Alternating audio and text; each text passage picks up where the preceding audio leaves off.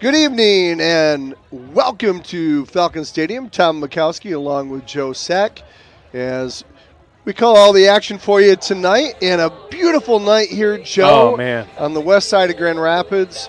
Couldn't be any better. Is it October or is it July? Because it's like 75 degrees and it's probably 84 here in the booth. Oh, this stretch of weather has been fantastic. And for football, I mean, we know, it's Pulaski Days weekend, it's Red Flannel weekend, it's all this, and it's usually, man, it's drizzling and it's cold and it's a little miserable, but not right now. We've had a stretch of weather that has been great for football and great for extending the fun part of the summer, right? Certainly Indian summer. This is great. Hopefully you didn't put away your boat, although you said you closed down your pool. Closed the pool, yep. Got it all tidied up last night. Finally, that took about a week, actually, because, sun's going down a little earlier, right? I know, that's right.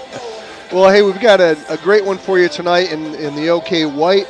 The West Catholic Falcons and Wayland Wildcats both come in at 3-2 this week, Joe.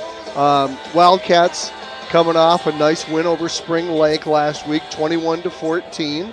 They got out to an early lead. They let Spring Lake crawl back into it, but at the end of the day, they held them off. And a tough Spring Lake opponent who, common opponent for us, we only won by 3 and they won by 7. So if you just look at the common opponents, you're going to say, hey, we're in for a tough game tonight. I would say so, and I've been looking at this going, a lot of it just doesn't make sense. This whole new conference, this OK White is a real head scratcher. It's weird even saying OK White. It is. We said OK Blue for so long. It's such a head scratcher, and you just don't know what to expect. This is the very, very first meeting between these two teams tonight.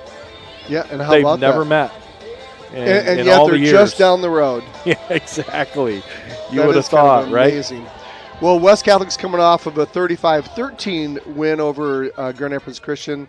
I didn't get a chance to see it last week because I was in LA, so thanks for taking over the play-by-play duties, and thanks to Steve Abott again for filled in for you down in Ohio earlier this year, and then filled in for me last week, so we really appreciate it. Yeah, thanks, Steve. And not the same without you. This feels really good. This feels normal again, right? We're back to normal. There we go. So let's talk a little bit about that game, Joe. As I kind of looked at the stats from last week, it looked fairly even. West Catholic, on paper, right? So even though it was a little bit of a lopsided win with 35-13, yards-wise, West Catholic had 360. Christian had 273 yards of offense. West Catholic had 18 first downs. Yep. Christian had 15 first downs. So everything looked pretty good on paper. In fact, Christian actually threw the ball better than West in terms of yardage. But then you come down and you take a look at the stat sheet, and I see the 6 penalties on Christian, but more importantly, the 3 turnovers, that Christian had. And West Catholic did a nice job of securing the ball last week with no turnovers. Maybe speak a little bit to that and how that really was the difference in the game last week. Well, it was, and their sophomore quarterback was really phenomenal. He did not look at all a sophomore. He looked very much a senior.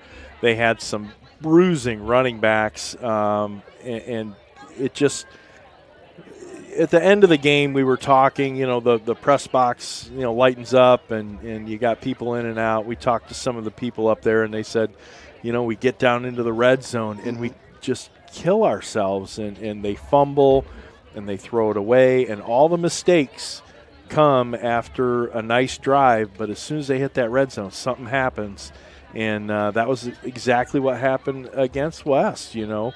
Fumble in the red zone twice, and an interception, and it just it changes the game. And West capitalized. I mean, they capitalized on those turnovers, did a nice job.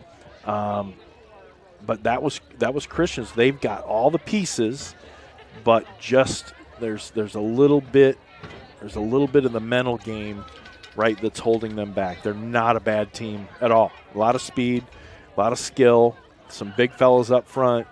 But young at some key positions. Young, it's a very key positions. Like I said, the quarterback, last name King, He just was phenomenal last week, and he's got his receivers, but they were hurting themselves.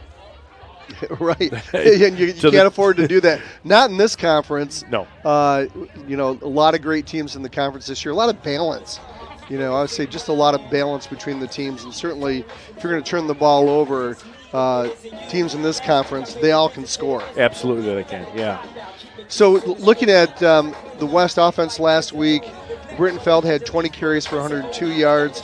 Colin Abram, 11 carries for 65 yards and a touchdown. And, Joe, we just got news. Just a few minutes ago that Colin Abram is actually going to be out for the rest of the year. For the season. Which is really unfortunate because as a sophomore, he is a tremendous football player. That's a huge loss for West Catholic. He provides not only, great tackling ability. He had 7 tackles last week in that win against Christian, but great defender. But also, he's that second, that counter punch to David Brittenfeld. And so you get Brittenfeld and Colin Abram in the background. It's that 1-2 punch, kind of like, Montgomery and Gibbs for the Lions, right? You got 2 guys that you can go to, and they're both really, really talented. And so that's going to cause West Catholic to go a little bit deep or to really rely on David Brittenfeld even more than they have offensively. Yeah, it'll be interesting to see who gives David Brittenfeld a breather when he's been out there and he's really puts the team on his shoulders. Big loss.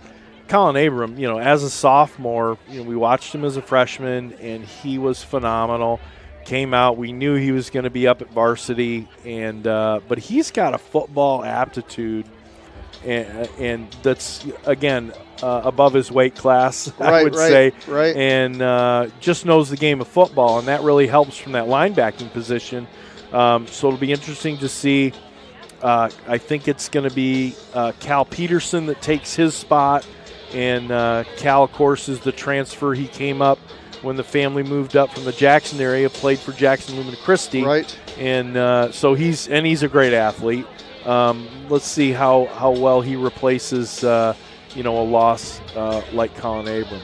Well, and I really see Connor Olszewski, right? I mean, he's proven he can handle the running back duties as well. And don't forget, although it might be on a jet sweep or something, but Aaron Record, right? Getting the handoff on jet sweeps and things like that. So he's certainly and Gutierrez as well. They both are speedsters, and they both have had limited carries, but really good success yardage-wise when they have touched the ball. So we'll see how that unfolds. Grady Augustin last week, he ran the ball 5 times for 26 yards. Yep. Found the end zone 3 times. Yeah, running the ball. How about that? And he did. And that was some of that. That was some of that great field position off of turnovers. Called his own number, and really did a nice job weaving through the line, and made the most of it. I mean, really made the most of it. It'll be really interesting too because Grady Augustin can carry the ball as well. Will he get more carries? I think that those 5 carries are probably the most he's had all year. Right. Will he get more of a load now that Colin Abram's gone? So it'll be really interesting how they use their depth from the backfield with Colin Abram on the sidelines. Passing the ball last week, Grady only put the ball in the air 11 times last week. He only completed 4 passes, but it was for 125 yards and a touchdown. And what was really interesting is nobody had more than 1 catch on the West Catholic team last week. And it was four individuals. Gabe Schwieters, 1 catch for 60 yards. All he does is catch the long ball. He's averaging about 25 yards a catch this year. Jack Zagunis had 1 catch for 32 yards. Brittenfeld 1 for 27. And then Colin Abram 1 for 6. So if you look at that, with Abram and Brittenfeld both carrying the ball, your wide receivers gave you 2 catches last week, and that's it. Right. I've got to think they're going to have to get in the air much more often against this Wayland team if they want to continue to move the ball. Yeah, I'll agree with that. And Jack Zagunis has had some phenomenal games. Here we are at week 6 already, and he was largely not targeted. However, we saw a lot of defensive attention brought to him. He did get some stuff at the end of the game and some targets at the end of the game, but he played that role last week in tying up some of the speedsters on the defensive backfield of the Eagles. Which opened the doors for Brittenfeld to get those 102 yards rushing, and with 20 carries, he averaged over 5 yards per carry last week. So anytime your top running back can average 5 yards a carry, you're fine. you're going to do just fine. Defensively, yeah. Guess who led the team in defense? Who else? Last week with tackles? Aaron Record. Aaron Record. Yeah, he's been leading the team all season long from his, we'll call it from his spy position. Really because is. He's everywhere. It's a Viper thing, and yeah, he's got a little bit of freedom out there, right? To make plays and really a good football player. Colin Abram had 8 tackles as well, and then Colin Hunter and Chris Schaub both had 7 tackles each, and then Max Wildman chipped in 6. So really strong defensive effort by West Catholic last week, and they did a good job of kind of holding that rushing attack of Wayland at bay. They had Tony Phillips, not the shortstop, or second baseman for the Detroit Tigers way back in the day, and the Oakland A's. Not that Tony Phillips, but 14 carries for 70 yards. Charlie King, the quarterback, had 5 carries for 21 yards. So overall, their rushing offense, 26 carries for only 113 yards. So defensively, they did pretty strong game against the rush. They did. Tony Phillips was really a bruising running back, big fella. I think he was somewhere around 225 pounds. Ran solid. Strong, exactly. Did a nice job. But West Catholic did. They once they figured out what was going on, they did a nice job containing him. When we look at season stats, we're 5 games in the season, 3-2, 9 games season, right, in the regular season. I know we're aiming for the playoffs, and this game's really critical in moving our way towards the playoffs. But I'd like to take a look at the season stats and where we are now and who the offensive leaders are. Rushing the ball, no surprise here. Brittenfeld has 534 yards, 7 touchdowns, I'm sorry. He's got 99 carries, so a 5.4 average over the course of the year, which is great. Passing, Grady Augustin's the only guy who's thrown the ball this year.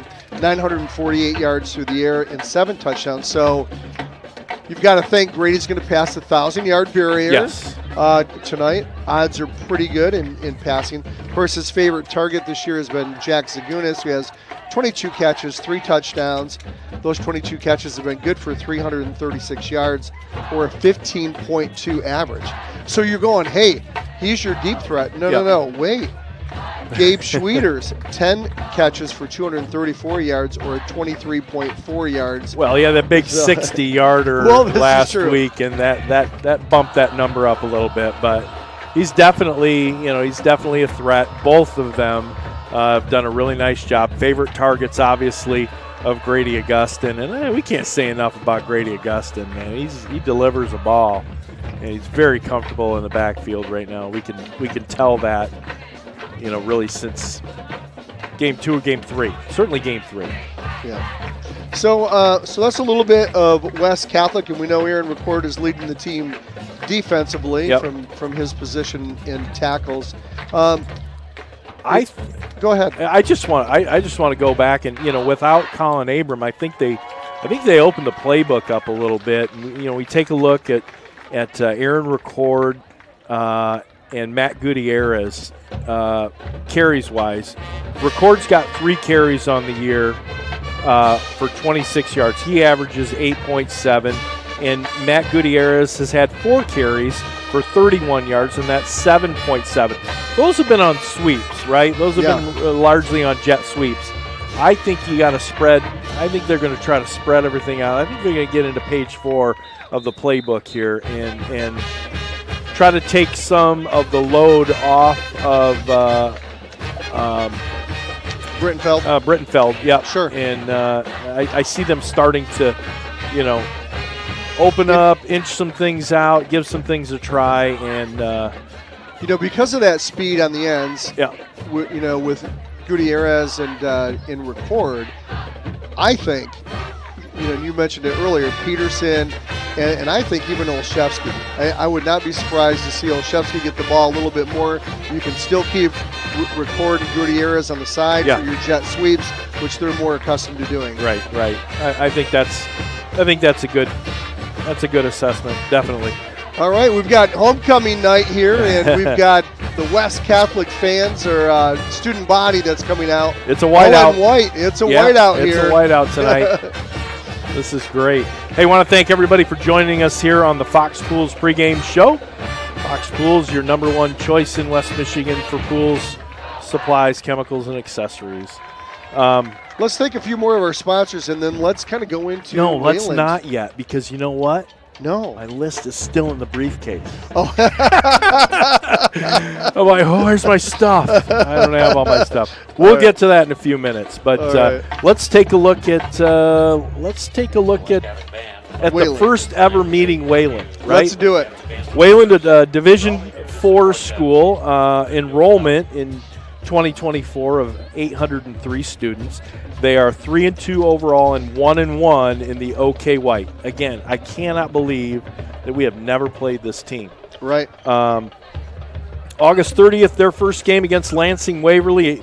Right now an 0-5 team. They really handed it to Waverly 49-14. Then they traveled to Sparta and beat Sparta 21-13. Then they came on to Middleville in Game 3, took one on the chin. Again, low margin. They lost 22-28, and then Hamilton. How good is Hamilton? We're kind of going to try to figure that one out. Right. Lost to Hamilton 35-0, and then last week against Spring Lake, another head scratcher here. Got a win 21-14, and now here in Week 6 against West Catholic. They're coached by Tim Gibson. Tim's in his 10th year, has had 2 stints with Wayland Wildcats from 99 to 2003, where he went 29-23, and then came back to the program in 2020 to the present, and he is currently 14-26. So overall record would be 43-49 to date. Most recently, last year, made the playoffs, 6-4, and lost to South Christian in pre-districts, the first game of the playoffs. Nice draw, right? And, well, they beat South Christian during the season. Oh, last year. Last year, yes. And then lost to them in the playoffs. So that gives you an idea of the quality of team this is. Exactly. Lost 34-7 to them. 2022 was a 4-5 season, and then really they had, Coach Gibson, didn't have a whole lot to work with, but he's brought them around. I mean, this is a big upswing. In 2021, they were a winless team, and in 2020, they were 1-6. Everybody made the playoffs during that COVID year, but they lost to Grand Rapids Christian in pre-districts 28-21. Mm-hmm. Oh, they were 0-9 again in 19. So they were really a dismal program. And I mean, I look back and they had a lot of winless seasons. Right. So a big spark coming back, putting this program back together. Really, that success belongs to Tim Gibson. The biggest success this organization's had is in 2002, Division III. They were a state semifinalist when they lost to East Grand Rapids 31-0. But that goes back to the Barczewski era. 2002, was that Kevin Grady, or was Grady after that? I think he was a little bit after that. I think he was like a 4 to 6 somewhere in there. It might have been a freshman at that time. But this was right in the middle of their 5 in a row or whatever they did then. So some players to watch. The senior Carson Rurink, quarterback. He's a 3-year starter. So is Hudson Biondo, senior running back and wide receiver, number 32. Number 33 is Trent Sikkema. He's a big tight end and linebacker. We'll be seeing a lot of him. About a 6'4" frame and carrying, 230 or 240. So he's a big boy. Right. Number 9, another senior, Brighton Marin, at running back and linebacker. Number 21, a junior, Jacob Crater, at wide receiver and defensive back. The bigs up front, of which one of them is actually getting some pretty good looks from some Division I programs. That'd be Evan Noyes, number 73, number 74, Ashton Kasperwitz. He's an defensive lineman, and a senior offensive lineman, James Brower, and number 61, Dalton Daly. He's a junior. So they've got a decent-sized line anchored by a Division I prospect. So I think West Catholic's, offensive and defensive lines are going to be they're going to have their hands full. They're put to the test. Right. Yeah, for sure. Taking a look around the OK White, yes, which is what we like to do. Number one, for the season, Forest Hills Eastern and West Catholic are tied at 2-0 in the OK White. Forest Hills Eastern is 4-1 overall. West Catholic, of course, 3-2. And, of course, yes. Who do we have next week? I don't know. Who do we have next week? Forest Hills Eastern. Forest Hills Eastern. At Forest Hills At Eastern. Forest Hills Eastern. And so they're licking their chops to get a hold of West Catholic. It will be a battle for the top of the conference. Certainly is. In third place, tied with Wayland, is Hamilton, both at 1-1 in the OK White and 3-2 overall. Grand Rapids Christian and Spring Lake are winless. And as good as Spring Lake, that is just hard to believe. Right. And only being 1-4, both of those teams. So that's what the OK White looks like. But that just gives you an idea of how tough the conference is. I think it's when just, Christian and Spring Lake both. It's such a head scratcher, this conference right now, trying to figure it out. I've got here in my notes that the OK White is all about matchups from what I can see. Right. Offensive styles versus defensive schemes. Just there's a lot of parity in the conference tonight, and we're going to learn a lot about both of these teams after tonight's game. And it's like putting a puzzle together. There was a lot to figure out. We really knew the OK Blue, right? Yes. We had a really good understanding of who was what, and this and that. But now we've got these, these new teams that we're playing, and Spring Lake really is the only familiar opponent, right? Right. In this whole mix. West Catholic right now, playoff points-wise, MHSAA playoff points, they have 40. That gives them the number 13 ranking in D5 points-wise, okay? Now we take a look at the strength of schedule and the strength of the teams, and there's bonus points that are part of that equation. And bonus points, we were only given 5 bonus points for the Grand Rapids Christian game, and that dropped West Catholic a little bit. Mm-hmm. To give you some consideration on that, when we went to Ohio and played Elder High School, we got 18 points. Yeah. 18 bonus points for that. The games from tonight and down are all 15 to 20 bonus points. So you'll see West Catholic as they play and they win, and even in the losses to tougher teams, that point total is going to go up, and I see them climbing that ladder a little bit more, and those point totals, are critical to get into the playoffs. But number two, having home field advantage as you step into that is huge. Yeah.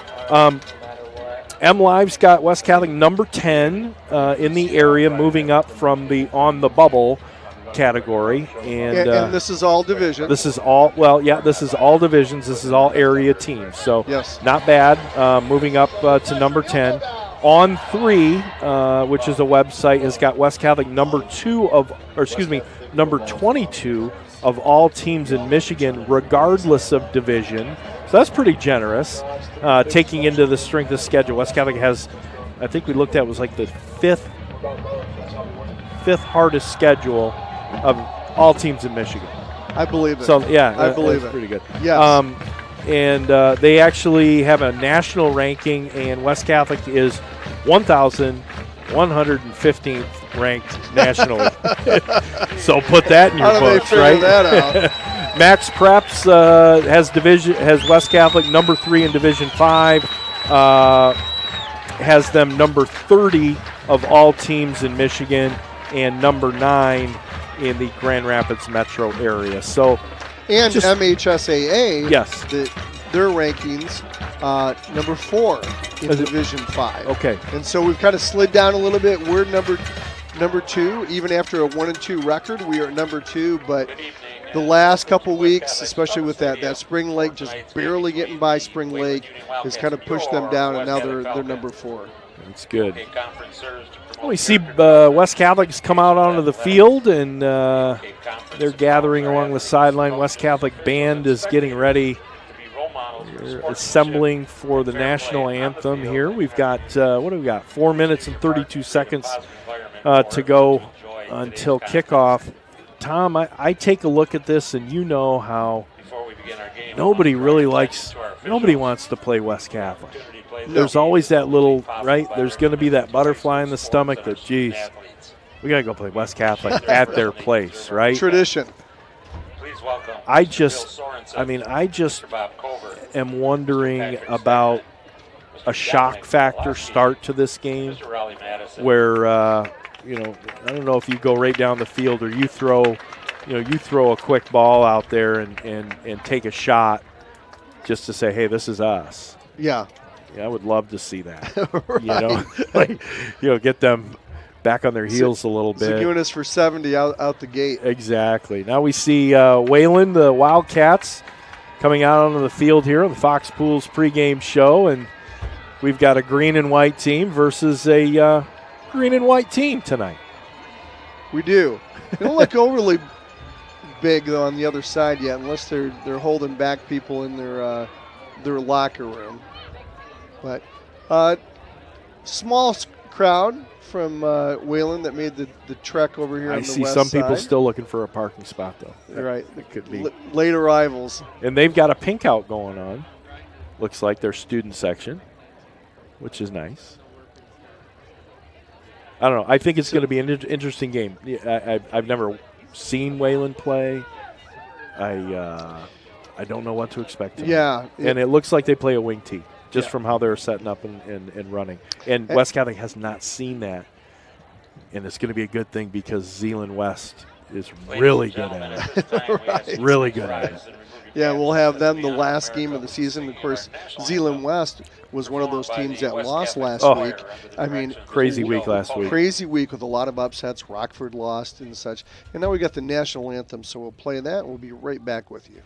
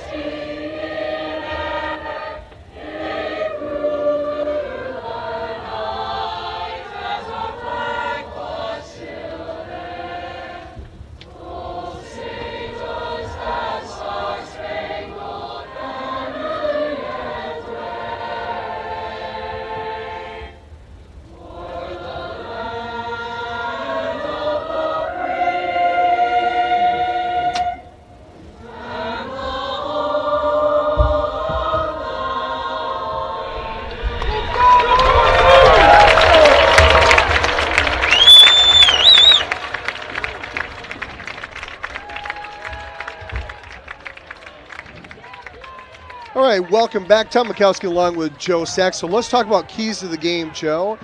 I really think the key for Wayland to stay in this is to take an early lead, just like they did with Spring Lake last week. They got out to a 14-0 lead. I think to stay with West tonight, they're going to need to be able to do that, and they need to stop the passing attack, because I look for West to pass the ball much more than what they did a week ago. Yeah, I can only agree. This is going to be West Catholic's first look at a wing team, which is very assignment-based defensively, and it explains a lot as to how Spring Lake plays and how Wayland's going to want to play. It's going to be a ball control situation. They saw what Spring Lake did. You use a lot of clock. and you get yourself down there. I think West Catholic offensively, they need to strike fast, and they need to have Wayland on their heels throughout this game. So it'll be interesting to see, and we are getting ready for kickoff. Both teams are on the field.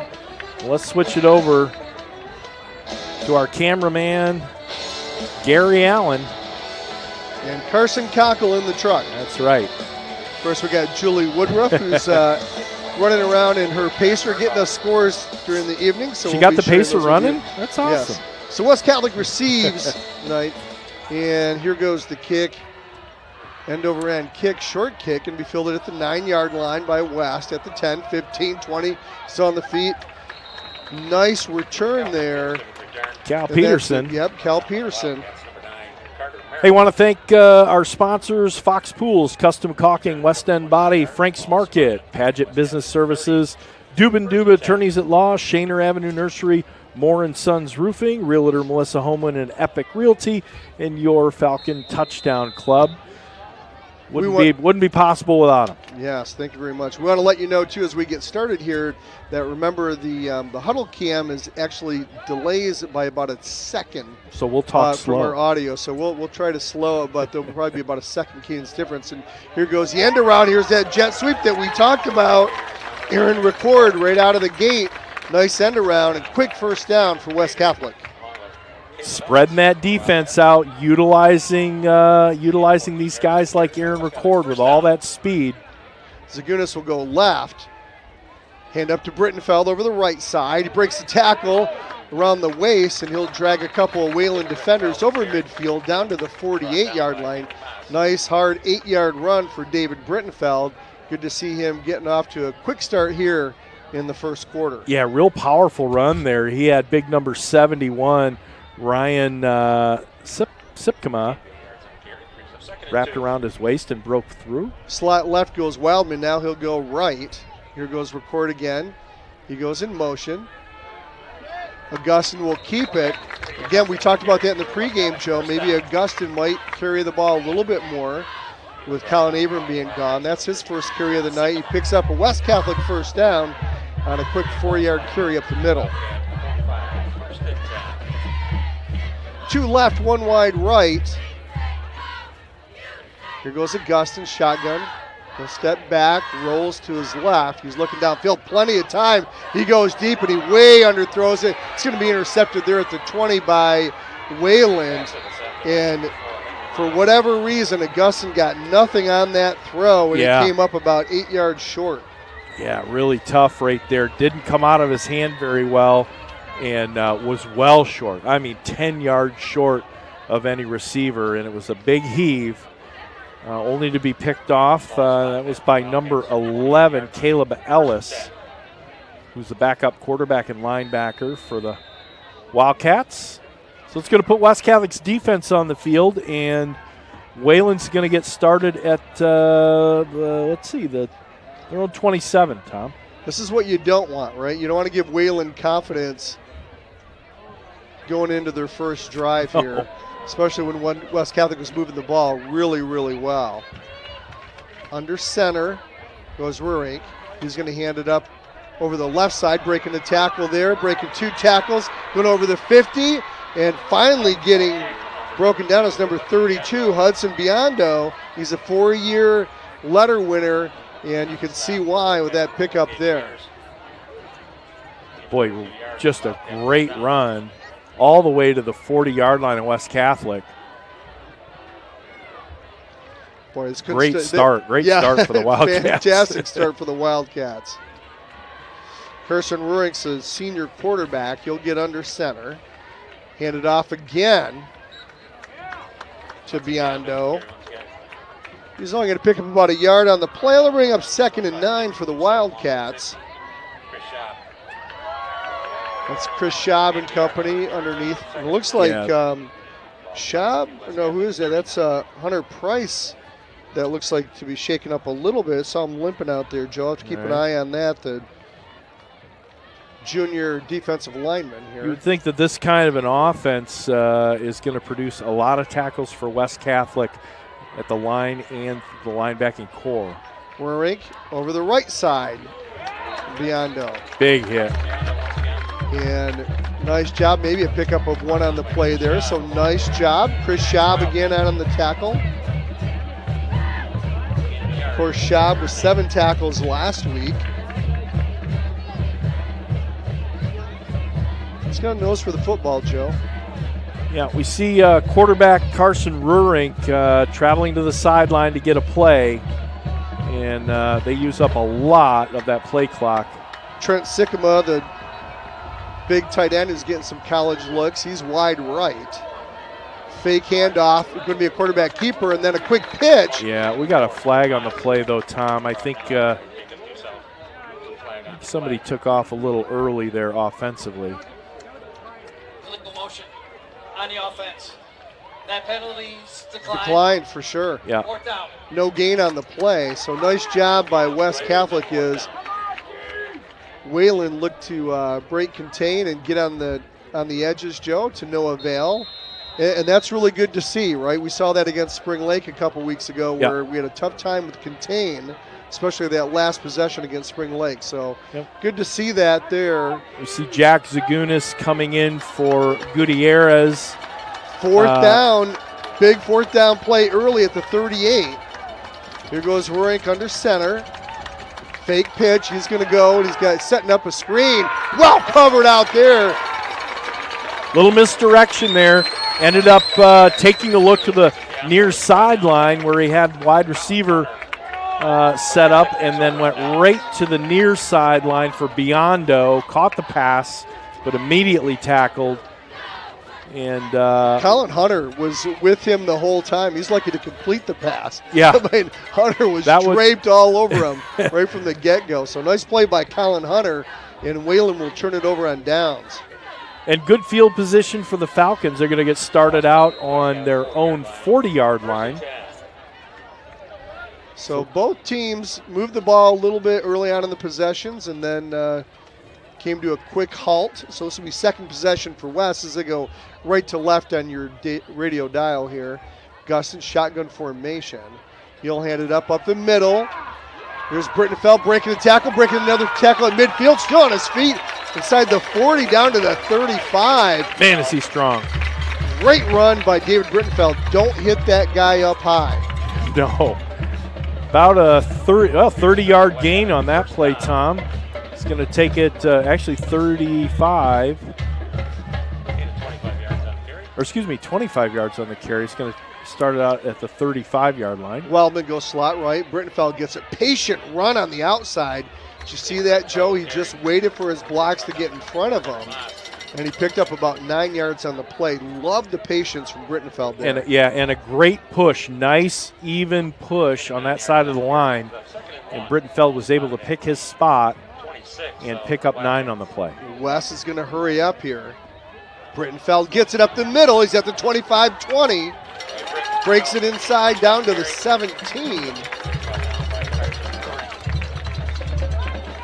Brittenfeld's rolling. He's going to keep running like this. They won't need a backup. He's going to get the ball again. Third straight, up the middle. Touchdown, West! 13. Brittenfeld. 13-yard custom caulking touchdown. David Brittenfeld, and West Catholic strikes first here at the 7:43 mark in the first. What a great display of West Catholic's run game. How's the David Brittenfeld show going? You got that right. So 6-0 is your score pending the extra point. Landon Smith's out on the field. There's the snap, the hold, the kick is up and it's good.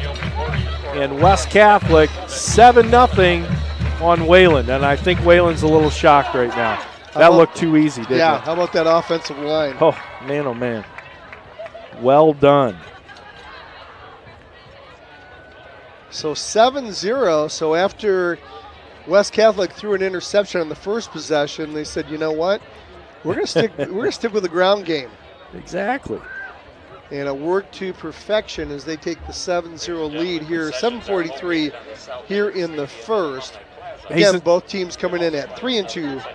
Go ahead, Joe. Yeah, no, hey, since 1965, West End Body's been serving Grand Rapids when those days happen, and they do happen. So if you've had a mishap with your vehicle, call Gavin and get everything fixed up.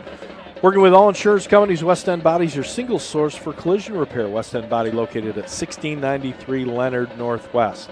They sponsor our halftime show. Back game for the Wildcats, number 32, Biondo.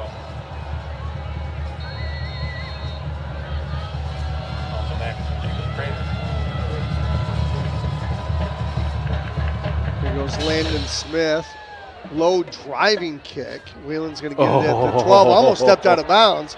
20, 25, still on his feet to the 30. And getting driven back there is number 21, Jacob Crater. James Flores made a great hit as he made that little spin move. But what a great kick by Landon Smith. I mean, twice this year he's put guys out of bounds just by their momentum where they had to grab the ball, and that was almost the case here with this last kickoff.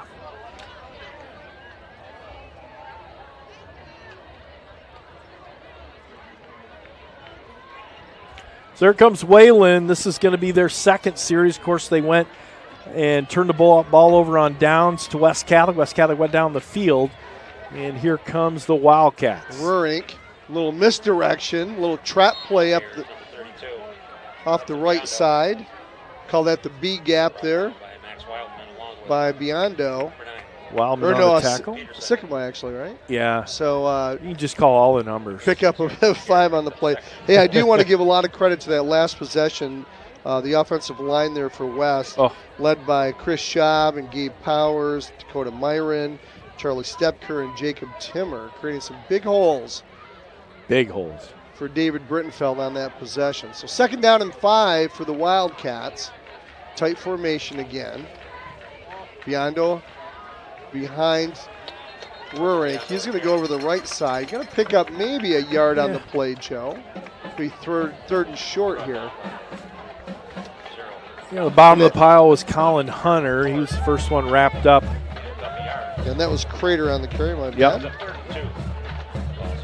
Again, this wing T, you have to account for every possible ball carrier, and it's a very fake-oriented, and you carry out those fakes as a running back. So it's a hard one for the defense, but if they're disciplined and assignment-based, they can do very well.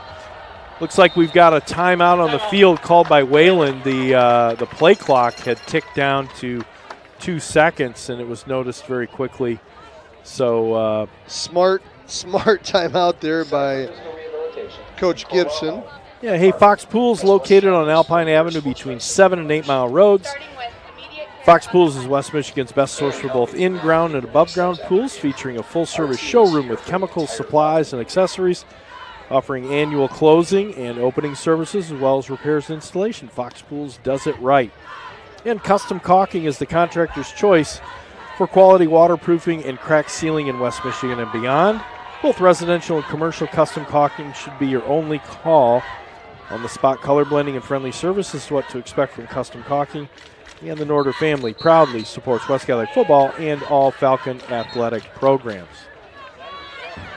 See on the far side of the field, the Wildcats break their huddle, come to the line of scrimmage. So does West Catholic. So big 3rd down play for Wayland. They certainly didn't want to give up 5 yards there. They need to move the ball. So Rurink will get under center. Going to hand it off to Biondi. And Biondo just going to get the first down, Joe. Looks like, yeah, they're going to move the chains. No, I don't know. The little bit of confusion between the two line judges there, but they marked it with the right foot. They marked it with the correct foot, yeah. Whoever's left-footed, whoever's right-footed, they win. So 5:57 here to go in the first quarter. West Catholic 7, Wayland 0. Wayland with the ball at their own 36-yard line. Here goes Rurink. He's going to go up the middle to Biondo again, and he's probably going to lose a yard on the play. Nice job there getting through the defensive line there with Hunter Price and company. Yeah, Hunter Price just broke through, grabbed him, about a yard behind the line of scrimmage and hog-tied him, put him down, loss of 1 on the play. That's firing up. This West Catholic defense is fired up right now. How about it? I love it. Got Charlie Stepker and company solidifying that defensive line. Fake pitch, going to be a fake reverse. And over the left side, again, trying to break that edge, Joe. And West Catholic has learned they're doing a nice job containing. Only a pickup of maybe 3 or 4 on the play. Yeah, I think that was Jacob Crater. So ball will be at the 40. It'll bring up 3rd down and 6 for the Wildcats. Wildcat 40.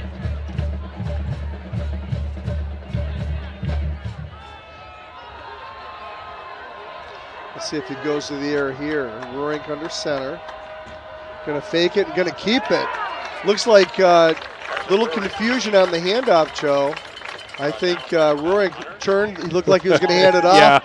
Yeah. Running back's like, hey, I got somebody in my face. Somebody in my face. And yeah, well, the whole thing looks like a, it's like it's a little bit of a ballet going on back there with all these carried out fakes and whatnot. So it's going to bring up a 4th and 5, and it looks like the punting unit's going to come out onto the field and back for the Falcons. It looks like is it Jack? I think it is. He's going to let this one roll out.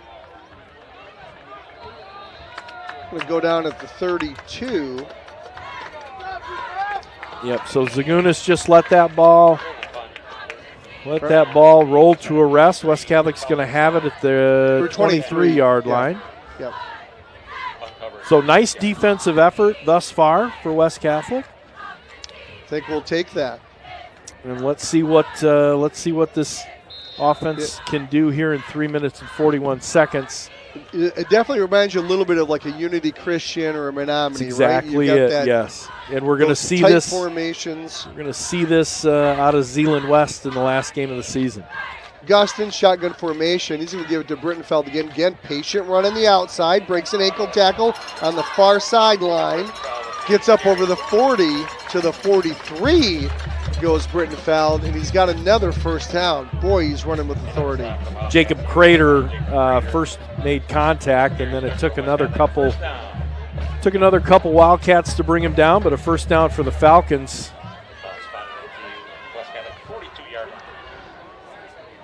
We see Max Wildman coming out of the game. Wildman's now going to take up some of those responsibilities at running back. Here goes Record in motion. Now he's going to step back. And Augustin's going to keep it up the middle. Nowhere going. Nice job by Wayland there. Did not fool them one bit. A gain of 1 on the play by Augustin. 2nd down and 9 for the Falcons. Just got tripped up. Had a nice opening. One of the Wayland defensive linemen, they were on the ground, just got a hand up, enough to trip up Augustin. Interesting how they do that. Put Record in motion, then he actually goes behind Augustin. Here's Augustin, rolls left. He's got Zagunis there at the 48, breaks the tackle. And he'll fall forward to the 48, near a first down, Joe. And he marked it with the right foot instead of the left, so he's going to be short. 3rd and a yard. Hurry up offense for West. Hand up to Brittenfeld. 50, 45, breaks the tackle. He's down his feet. It's the 40, 35. He breaks that tackle. Could be gone. And he gets tripped up and knocked out of bounds. He lost his footing at the 29-yard line. But did you see that push by Charlie Stepker? He took out 2 guys on his pole. And here he goes again. Brittenfeld stutter steps, breaks a couple tackles. Love the way he's running tonight. Such patience. Then once he sees it, he goes. Ball's at the 27. Nice little pickup, short pickup on the play of a couple. Be 2nd down and 8 for West. West is just in hurry-up mode. 2 right, 1 left. Augustin takes it, hands it up to Brittenfeld, and finally Wayland's like, hey, look it. You know what? If you're going to keep handing off to this guy, we're just going to overplay this. They came in so fast, it looked like they were setting up a screen pass, right? They really were did. in very quickly. Student body right for the defense. So 3rd and 12. So that's a big loss on the play of about 5. Watch Augustine throw it in the air this time. He's got a little screen play out there. Oh, and getting tackled right away. Number 42, Luke Rudlinski. Boy, if you would have gotten by that tackle, Joe, you would have had some daylight to run, but he didn't. If that tackle hadn't been made, Schwieters was going to get called for a block in the back. Now, this is interesting, right? You can pin Wayland deep. Yeah. You're at the 31, but are you better off just going for it? 4th and 12. A little bit outside the field goal range of Landon Smith. Here goes Augustine. Look for him to go deep.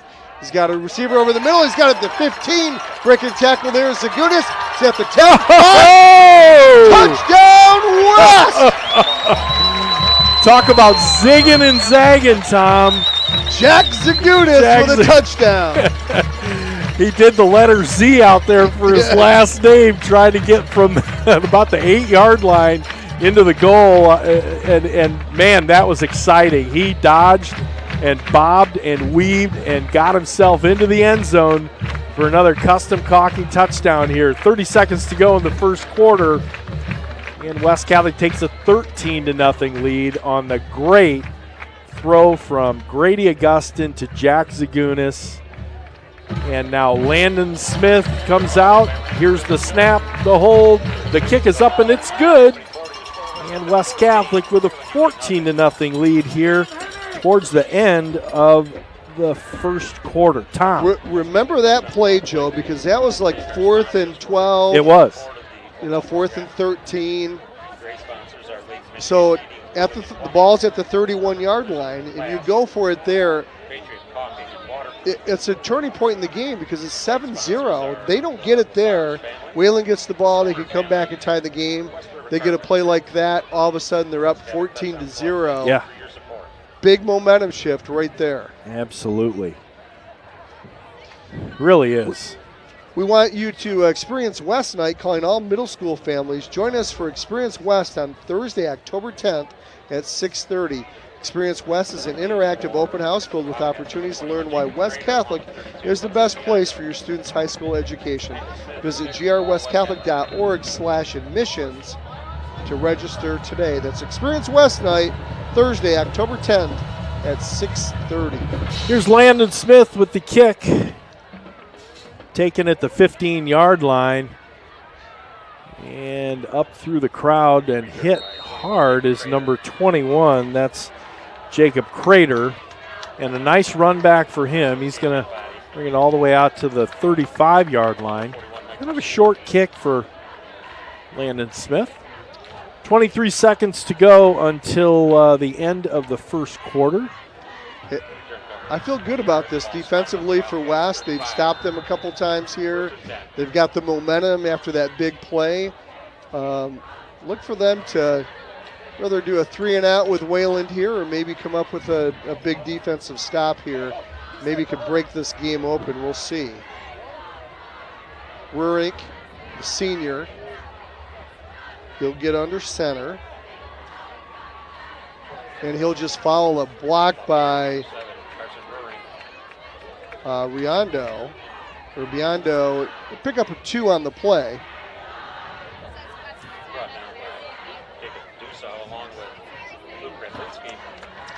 So 2nd down and 8 for the Wildcats. And we're going to get a timeout. No, it's going to be the end of the first quarter. Yeah. Kind of a long first quarter, which was good. A lot going on there in the first. There was a lot going on. And not a lot through the air. Also want to mention, Joe, Falcon Awards Night. Tickets are on sale now for Falcon Awards Night. Join us on October 23rd at the Gilmore on West River Drive as we honor 5 individuals who have made a lasting impact on the West Catholic community. Tom Fulis from the class of 1970, Gene King, Bill Roersma, Mark Wern from the class of 74, and Bishop David Walkowiak will all be honored. To learn more and get your tickets, go to westcatholic.org/awards. That's for Falcons Award Night October 23rd at the Gilmore. We know Gene King very well. We do. And what a Roarsman Wern Builders, Mark and Bill. And Bill, yep. Bill Roarsman, Mark Wern. They built a lot of houses up in Rockford. Yes, a lot of houses up there. We've walked through a lot way back in the day. You sure did. So congratulations to all those folks.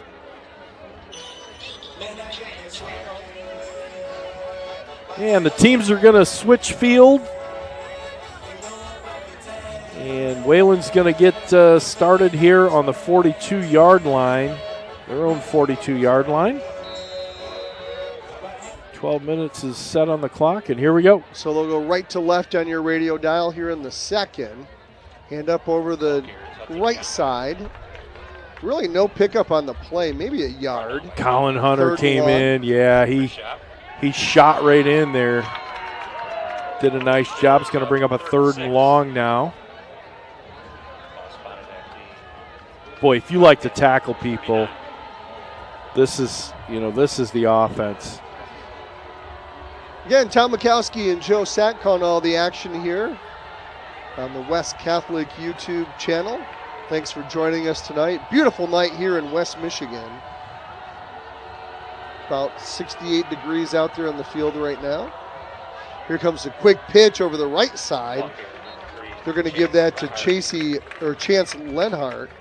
That's his first carry of the night. They'll pick up a couple on the play. 4th down. Here we go again. What do you do for Wayland? You're on your own 40. You don't get it here. You give West Catholic a really short field and a chance to really push this game wide open. Instead, smart play by Wayland. Jack Zagunas although, back. Always be careful of the punter. Oh, don't. God, you're going to go there. we like know that South from South Christian. Yeah. But believe me, West Catholic is They're keenly aware, yes. Yes, they've got four guys back waiting in case that happens. Here goes the end-over-end kick away from Zagunas. Zagunas got to go about 3/4 of the field, picks it up at the 22, dances his way up over the 30 to the 31. Boy, he had a long ways to go to get that ball. He did. He came all the way across the field, picked it up finally. It was inside. It was between the numbers and the sideline, and he had 10 yards in front of him, scooped the ball up. Probably got 7 by the time any of the Wildcats got to him. But smart play, ran it out of bounds. And West Catholic's going to have nice field position, setting up at the 32-yard line. So what do you do for West here? Do you stick with your ground game? It's working really well. Or you take a shot downfield if they won't expect it? Well, the ground game. Brittenfeld up the middle, 35 to the 37. Pick up a 4 on the play. Be 2nd and 6 for West. Just work in the middle. If it's there, keep going with it. Stepker, the big sophomore up the middle, creating the holes. Oh, Brittenfeld just ran into a wall and he plowed through it. Yeah, that was Dalton Daly, the big junior, and yeah, he just stood up. I think he was like on his knees and just thumped. Enough for a first down. But enough for a first down. Right. So 1st and 10 at the 43. Fake handoff. Here goes Augustin with the pitch over the right side, or the left side there. That went to Peterson, I think. Yep, that's Cal Peterson, the junior. A lot going on with that play. Fake handoff. Then Grady, a little bit of a pitch to Cal Peterson, who was competing for the quarterback spot. That's right, sure was. 2nd down and 6 for West. Record and Zagunas will go wide right. Peterson will come over and join him on the right side. So heavy on the right side. Here goes Augustin, going to hand it off. No, he's going to fake it. Now he's going to keep it. Now he's going to throw it back. Oh, I love it. At the 50, the 45. Oh! Laying a hit is Aaron Record. That dude likes to hit. He sure does. Very exciting, but look, we've got somebody down. It looks like that's Grady Augustin. Oh, that is Grady. Yeah, so he took a shot just before or just after he threw the ball, and it was like a jump pass and just behind or lateraled it. He's up on his knees right now. He took a big shot. Yep. He's a tough kid. Landon Grove's out there. Let's see what it is. Hopefully it's just he got the wind knocked out of him. That's what I was thinking. Yeah, he is walking off slow, but he is walking off under his own power, so that is good to see. Boy, did he take a big hit, though. Yeah, Landon's keeping him out there on the field for just a second. He wants to talk to him before he talks to the crew. He's like, yeah, he wants to know if. Oh, he took a shot in the ribs. Don't be a hero, buddy. All you got to do is get rid of the ball, right? Yeah. Now let's see if number 9, Cal Peterson, takes over at quarterback, and he does. First snaps for Cal Peterson this season. West Catholic up 14-0, 8:58 to go until halftime. Grady Augustin came out after a hard shot. There's Cal Peterson. Yeah, let's expect a handoff, and it is to Brittenfeld at 35, 30, runs over a guy at the 25, 20 still on his feet before he goes out of bounds. Nice punishing run by David Brittenfeld. And we see right away Grady Augustin coming right back into the game. I got a feeling he took a shot in the ribs. Probably took all the air out of him. Yes. And if you've ever played football and had that done, that is not fun at all. Grasping for air. A little bit of movement. I think that's going to be false start by West. A lot of guys moving early. False start on the offense. 5-yard, first down. All right. Well. So that's the only thing that's stopping them so far offensively on this drive is themselves. It's going to cost the Falcons 5 yards. Going to bring up a 1st and 15, walking that ball back to the 25 now. So record Peterson and Zagunis off on the left side. Gutlieber here sets up the screen. 25, 20 for record. 15, 10 still on his feet at the 5, inside the 5-yard line. Nice yards after the catcher. We call the yak for Aaron Record. Is he exciting with the ball? Oh, man. West running fast. Hand up the middle. And goes to Brittenfeld. Touchdown, West! David Brittenfeld, 2-yard touchdown. Another custom caulking touchdown for David Brittenfeld. And West Catholic now off to a 3-score lead on Wayland. And we see the extra point unit coming out. Landon Smith's getting it set.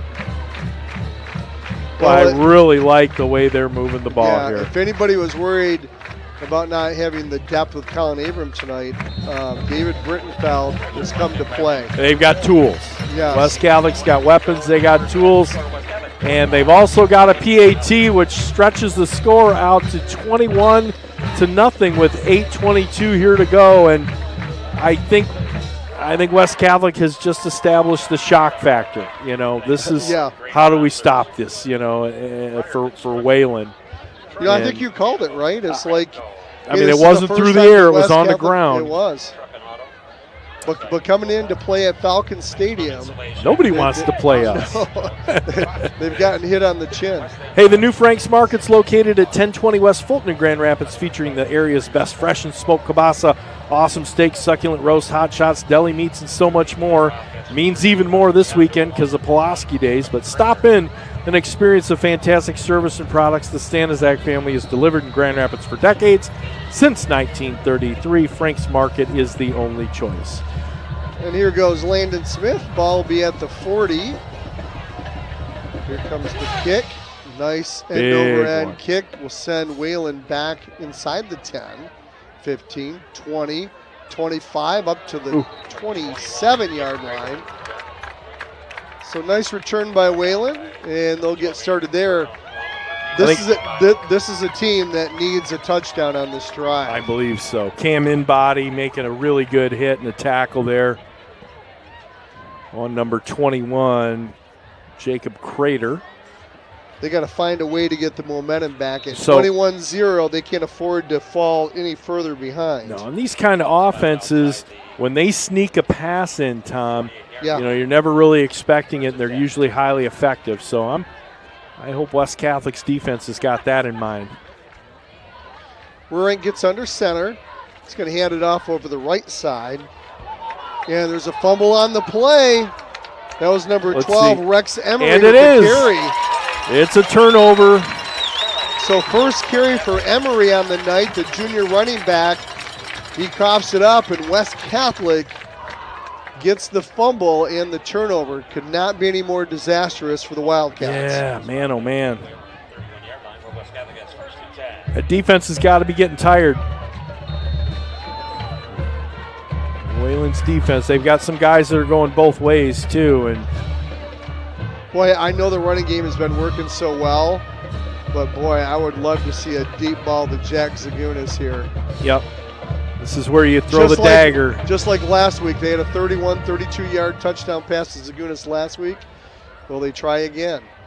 Well, I think they're going to look, and they're going to look to go deep, but he was already down, but a neat little flip pass yeah.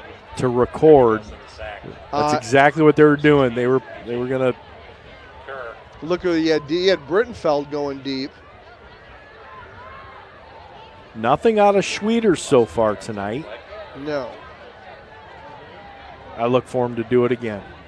Loss of about 3 on the play, Tom's going to bring up 2nd and 13. He was looking Schwieters' way as well. He had Brittenfeld and Schwieters on that side of the field, but just couldn't get rid of it. Here goes Augustin. Going to go to Zagunas. Going to break a tackle the 30s at the 25, the 20, and gets tossed out of bounds at the 18. And he's going to have another West Catholic first down. Zagunas has already got a touchdown tonight. Look at this hurry-up offense trying to catch the Wildcats out of position. Hand off to Brittenfeld. Goes to the right side, and then a burst of speed. Gets inside the 10. Going to be close to another first down. Wow, love the patience there, and then the burst of speed by Brittenfeld. Hurry-up offense, 1st and goal. Brittenfeld gets it again. He'll go over the left side, and he'll get close to the goal line. Going to be at the 1.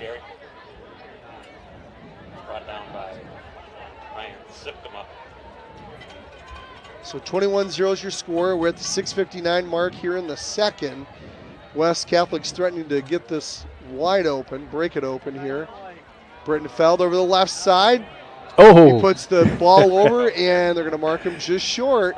He jumped into that pile. Big number 11. You got to be careful, too, right? Because he extended the ball over the goal line, what he thought was a goal line.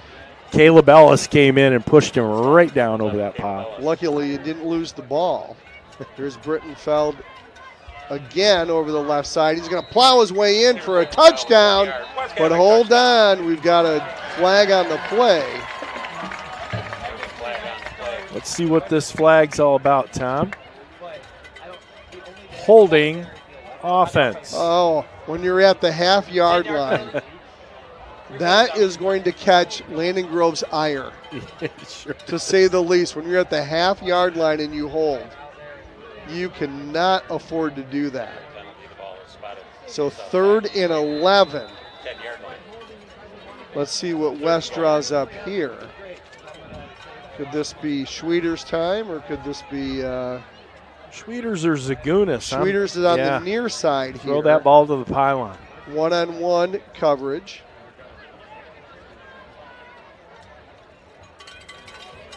Here goes Augustin. He's going to look deep. He's got Zagunas over there on the far sideline. Up. Has he got it? No, he came down with it, but they're saying he's out of bounds. What an awesome throw and catch, but incomplete. Now they're going to have to settle for 3. So miscue with the hold, and West Catholic's going to attempt a 3-point field goal here. Nice ball in the air, and it was probably just about a yard, yard out of bounds. Stafford to Kelvin Johnson. Here comes the snap, the kick, and it's good. Landon Smith with the field goal. About a 29-yard field goal for Landon Smith. Well, they didn't get the touchdown, but they put points on the board after the fumble and did a really nice job. So Landon Smith gets his first field goal in a couple games. I'm trying to think of when the last one he had. Yeah, important. Now, it's still only a 3-possession game. Right. Wayland scores 3 times and gets the extra point, so that's a little costly with the not getting the touchdown there and making it 4 possessions, but certainly you'll take a 24-point lead with 6:21 left to go until half. Hey, Padgett Business Services, your small business experts for tax prep, bookkeeping, and payroll. Don't have your tax prep and accounting be a coin toss. Leave it to Padgett Business Services to get it right. Falcon fans, visit Padgett online at www.pbsgr.com. Thanks to Mark Davey and his great staff. And Padgett is located on Lake Michigan Drive next to Mr. Berger. Here goes Smith. Low driving kick this time. Going to be fielded there. Go up to the 20, the 25. That's Crater. Up over the 30. Crater's a good runner. Really good returner. Crater's a good football name. Crater. Yeah. I like Crater. that. I love that. Great football name. Who was the, was it Cleveland? Kipnis. Remember Kipnis? Oh, baseball player? Yeah, Jason Kipnis. That's another one. Yeah. Kipnis! Get over here. Hit somebody. Belvedere. Come here. Oh no, wait. Sorry, that was a TV show. Here goes Wayland, and Rurink will get under center again. Easy for you to say. Not really. Carson, much easier. So Carson goes back. Going to look over the middle. Got a receiver there, and the receiver fell. Aaron McCord was right there as well. And that was intended for Trent Sigma. He's the big tight end, big frame guy. Getting some college looks. You can see he's got kind of that build that'll take him to the college level for sure. So 2nd and 10 for the Wildcats, looking to do anything to get on the board here. Hand off to Biondo. Biondo gets stopped right at the line of scrimmage. So nowhere going there.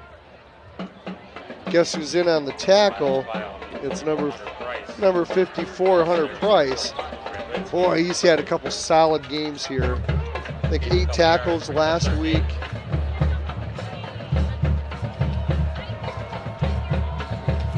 Again, if you like to hit and you're a defender, this is the kind of offense you just love to make tackles in. It is very condensed and just a lot of physicality. And now we've got a timeout called by Wayland. And while we do, let's pay some more bills. Epic Realty is a national leader in real estate, and Melissa Homewood is your local expert when it comes to buying or selling your home in West Michigan. Melissa can orchestrate market watches, property searches, and home value assessments to make your buying or selling process as thorough as it can be. You can find Realtor Melissa Homewood on the web at melissahomewood.com. Melissa Homewood and Epic Realty, your real estate done right. And Dubin Attorneys at Law with law offices in the Amway Grand Plaza Hotel. The Dubas specialize in business transactions, mergers and acquisitions, real estate, and estate planning. A true West Catholic family of students, coaches, boosters, and volunteers. Let Chris and Don Duba help you with all your legal needs. Dubin Attorneys at Law. And Shaner Avenue Nursery is absolutely the perfect time to create the beautiful landscape you've been wanting outside your home. And Shaner Avenue Nursery is the team you need to help make this project a reality. Kristen Perez, a proud West Catholic parent, will meet and design the look you want to make your home the envy in the neighborhood. Just contact Shaner Avenue Nursery and Kristen Perez at 616-293-7228 or check them out on the web at ShanerAvenueNursery.com. Here come the Wildcats. Rink, he'll roll right. He's got a receiver there. Biondo, he's got a first down on the far side of the field. He'll navigate to the 45 to the 48 for a first down. Pass play is good for a Wildcat first down. Ball spotted at the Wildcat 46, first and 10. Yeah, Biondo had a really nice open area. and caught that little swing pass. All of the defenders for West Catholic had slid out of the area. And now here's another handoff to Biondo. Boy, he hits that hole quick and is able to pick up about 7 on the play. 5 minutes to go here until halftime. Join us on the West End Body halftime show. We will have homecoming. The homecoming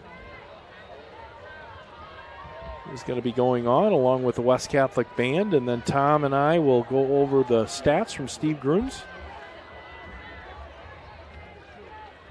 Here's another handoff. Nope, it's a pitch. Pitch, and the ball's pitch on the and the ground, ball is on the ground, and I West has got it. I think so too. But we don't have a signal yet, but it certainly was out before the ball carrier was down, and West Catholic's coming off the field. Yep, it's West Catholic's ball. Jack Another turnover.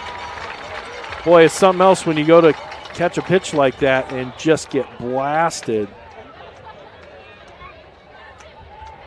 That's exactly what happened there. So another short offensive series for the Wildcats.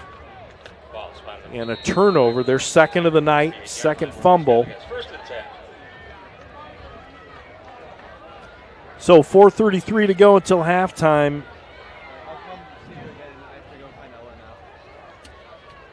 And here's a handoff to Schwieters. Schwieters is brought down just past the line of scrimmage, maybe a yard on the play. Give us a text, 616-262-9270, 616-262-9270. Let us know you're out there listening tonight on the YouTube channel. Here goes Augustin. He's got Zagunis at the 45. Nice job as he slipped when he caught it. Drags his defender inside the 40 to the 37. Nice job by Jack Zagunis.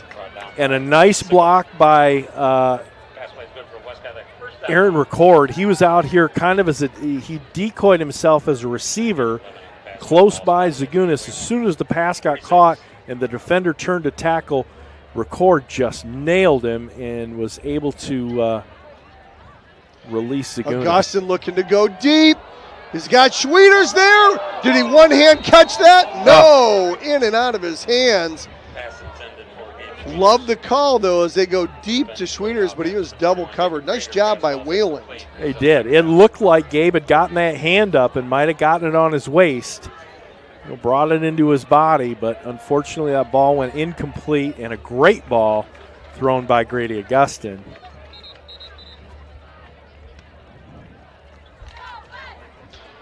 So that's going to bring up 2nd and 10 for the Falcons.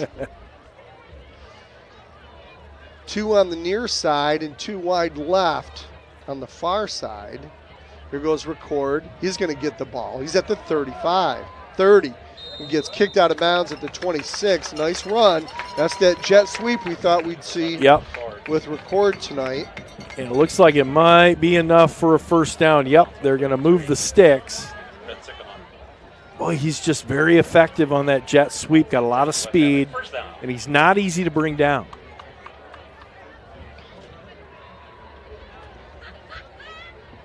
So 3:40 to go. West Catholic leading 24-0. Here goes Augustin. Handoff to Brittenfeld. 25-20. Oh!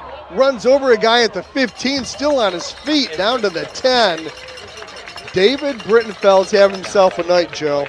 He hit Henry Moss about as hard as anybody could. No Moss. No Moss there. Brittenfeld again Same on the right thing. side. Patience. He's got an ankle tackle. He's just going to drag him a couple of yards. He was hoping he could shake a shoe off so he could continue his run. The big Trent Sikkema, right? He's the tight end and linebacker. The kid's, he's 240 pounds, and David Brittenfeld's dragging him along the ground like a toddler would to, a parent. But, well, I'm sure he could, leg press probably 350. Brittenfeld again. This time he'll go up the middle. Touchdown West! David Brittenfeld with a touchdown run. 7 yards out. Custom caulking number 3 for David Brittenfeld. Nice job. 3 yards out. How about offensive line's just, he's got to buy those guys each a Big Mac by the end of the game, right? I think so, too. We'll give him a lot of credit, too. He's breaking a lot of tackles, being really a very patient runner, waiting for the holes to open up. Just love the way he's running. He's running the best I've seen out of him, and that's saying a lot. PAT is up, and it's good, and West Catholic at 2:49 to go until halftime takes a 31-0 lead on Wayland. Mind you, this is the same West Catholic team and the same Wayland team that played Spring Lake, the common opponent. Wayland just beat them by 7 points. We won by 3, and it took an interception at the end of the game with 30 seconds left to seal it because Spring Lake was ready to win. So we're coming into this game going, this is going to be a close game. Wayland's coming in at 3-2. They've beaten some quality opponents, and nobody saw 31-0 at half. None of it makes sense, Tom. No. Don't know how to figure out this conference. Is there a full moon? Full moon out? We can't see the moon from here. I don't know. I smell kielbasa somewhere. That's enough to play. Oh, it's Pulaski days. There you go. That explains everything. Difference maker altogether here on the west side. Whenever it's Pulaski days. They've got that Polish sausage smoke that's hovering over the field, and it's kind of mesmerizing the whole Wayland team. Oh, funny. Here goes Landon Smith. Nice kick. Going to be good. Down to the 8. 10, 15, 20. Oh, nice little hurdle by Biondo. And they'll get up to the 27. And we've got a little flag going on. We got some guys saying your kielbasa's, your mom's kielbasa's not good, and mine's better than yours, and she doesn't know how to make kapusta. My pierogi's better than yours. Your mom makes sauerkraut, not kapusta. And that caused a flag. I mean, that's... Hey, if you've never been to Pulaski Days and you're listening, which I can't imagine anybody's listening tonight that has not been. Right. But if you haven't, get on the west side of Grand Rapids, go to one of the halls. There's so many halls to choose from as Pulaski Days continue. And if you'd like to do a good polka, you can do a good polka. There you go. First stop. Name like Mikowski, I've got no Polish in me. Just kidding. Yeah. Dead giveaway. Hey, Dan and Nancy Ostapovich, they're listening, I think, down in Florida. They say, go green, go white. Always listening. Chris Nemmers, he's out at the lake. He's at Lake Michigan. He loves it out there. Nice place. I saw the Ostapovich family last week at the Setlock wedding. Oh, yeah. Yeah. Nice. Mom and Dad and Riley. Yeah. Oh, Dan and Nancy, they were on the golf course all day, and it was hot. And I hope they played well. Here goes Rurik. He's going to hand up over the right side.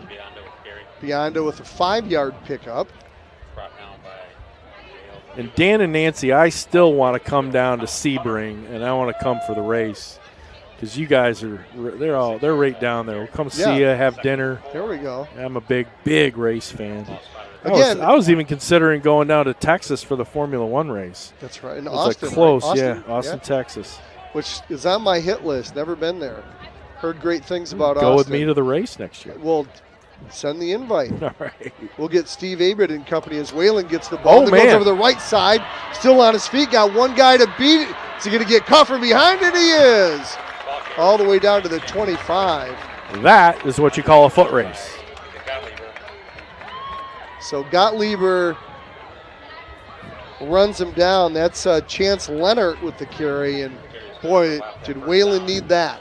Got a couple of really good blocks, and all he did was run down that sideline.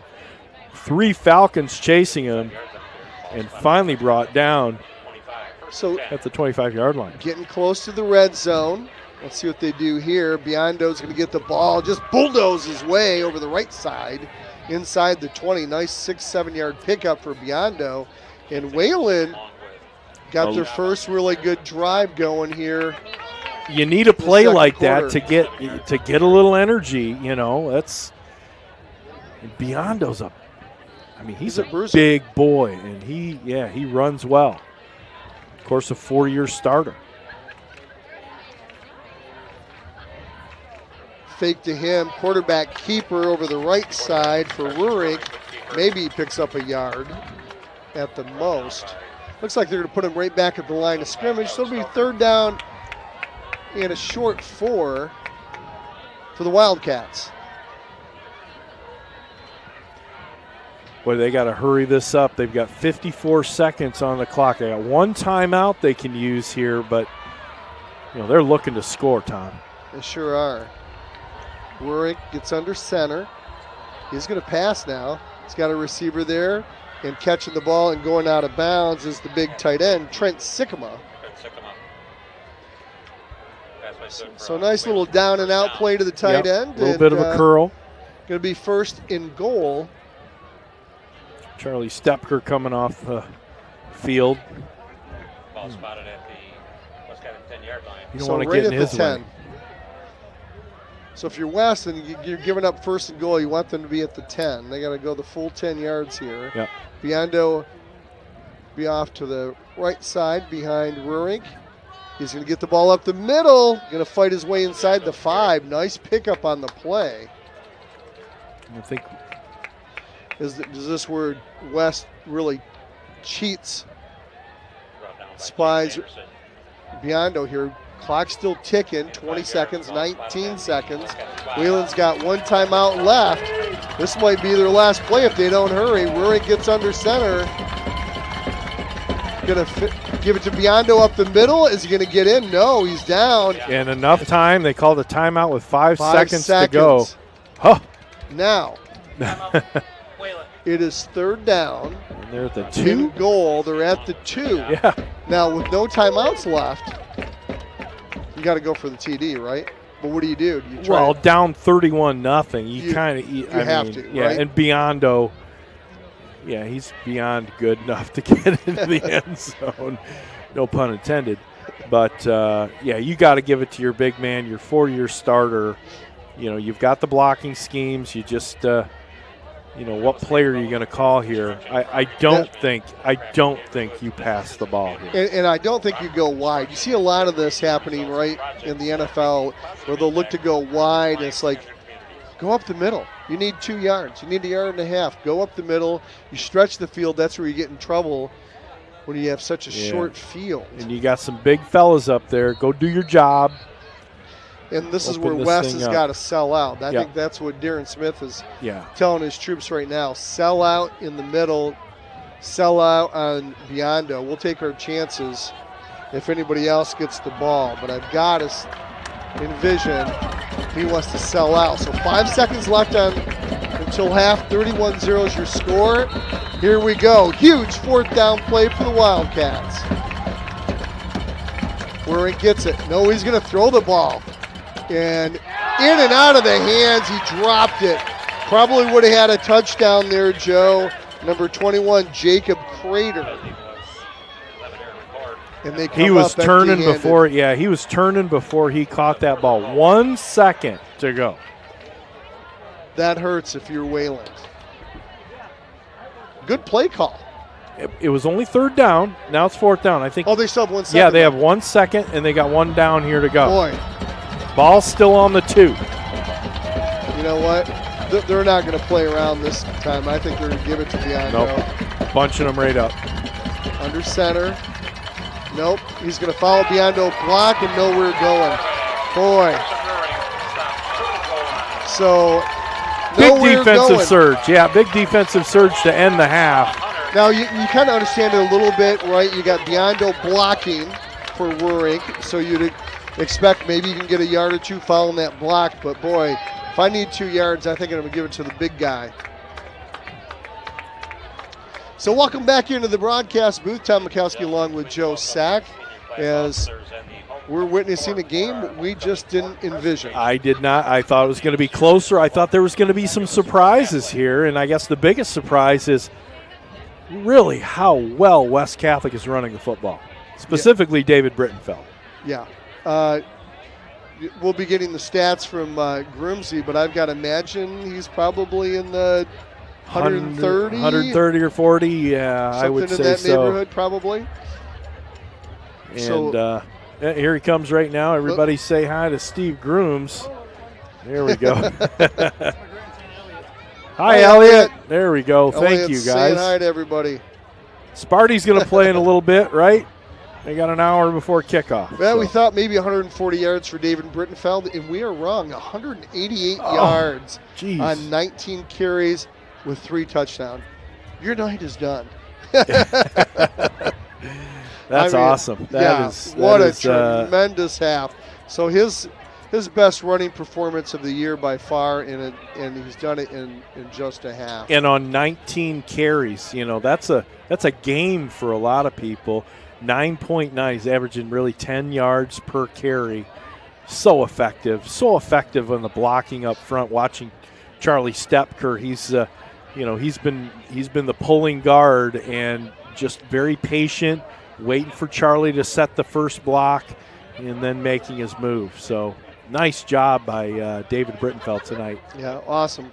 Aaron Rickard's got 3 carries for 39 yards. Grady Augustin has kept the ball 3 times for 7 yards. And so 25 rushing attempts for 234 yards and a 9.4 average for West Catholic. Through the air, Grady Augustin, he's 6 for 9 for 86 yards. He only threw the ball 11 times last week, only completed 4 passes. We expect him to air it out a little bit more. So 9 in the first half is great. 86 yards and a touchdown. Did have that one interception that he threw up short when he was looking to go deep there in the first quarter. So total offense, 234 yards rushing, 86 yards passing is 320 yards total on 18 first downs for West Catholic. Boy, that's impressive. How about the defense? This is interesting because I wouldn't have expected this. If you would ask me how many first downs does Wayland have, I would have said 6 or 7. They've only given up 4 first downs. They've only got 4 to Wayland. 320 yards of total offense for West, 209 for Wayland. Wayland has got most of that through the ground. They've got 189 yards rushing. So that rushing attack really has been boding well for Wayland. Hudson Biondo, 14 carries for 75 yards. Leonard, of course, had that long run, but he's got 2 carries for 56 yards. Jacob Crater, 1 for 5 yards. And then Roerinks carried the ball 5 times for a -3. So West Catholic certainly has done a good job there. Roerinks only thrown the ball 5 times. He's completed 3 of those for 20 yards. So overall, 189 yards rushing, 20 for passing.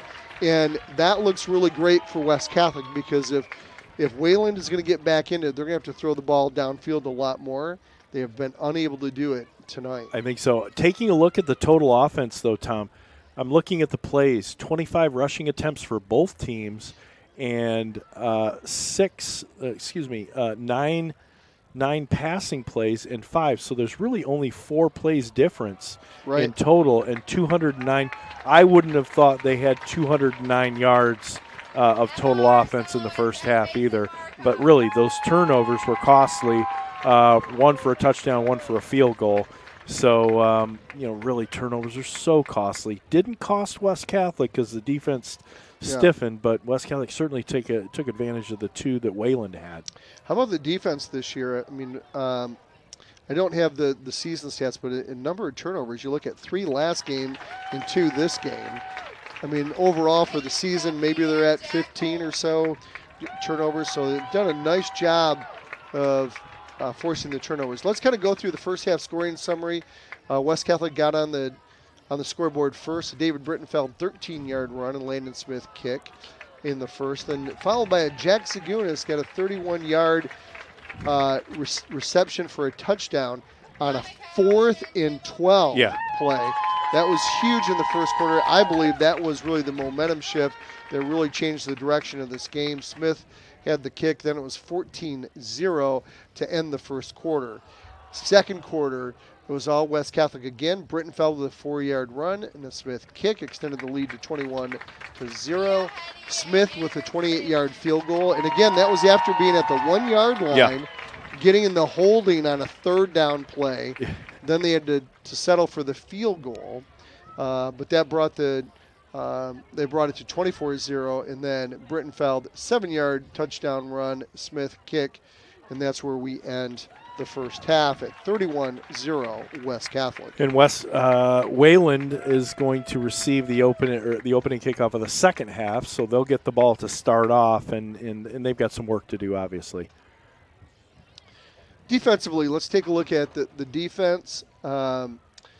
Colin Hunter's had a whale of a game. He's had 7 tackles on the night. Let's take a look at. Well, I mean, now you're at the linemen and linebackers where normally we were seeing a lot of defensive backs making tackles. Now you see Chris Schaub, with 8 tackles. You see Colin Hunter coming from his linebacker spot. Jacob Dussault with 4 tackles. A lot of them are spread out, but you're seeing that the guys in the 2 front lines there, the defense, now making more tackles, and that's very effective for the West Catholic defense. And how about Jack Zagunas for productivity? 1 tackle and 1 fumble recovery. And 1 fumble recovery. Pretty solid. Right place, right time. Pretty solid. It is. So, anyways, we've got homecoming, and we're gonna bring that to you on the field, and then of course the West Catholic Marching Band is going to have their performance. Tom and I are going to take a couple of minutes, and we're going to come back and within a couple of minutes of the start of the second half, and we'll be right back with you. We'll be right back with you.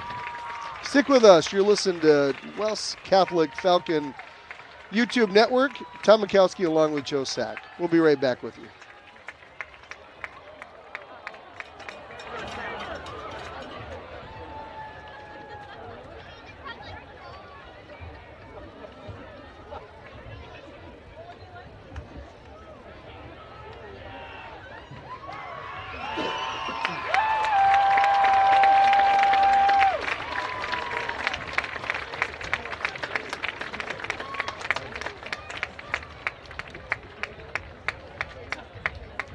A few words from your king and queen.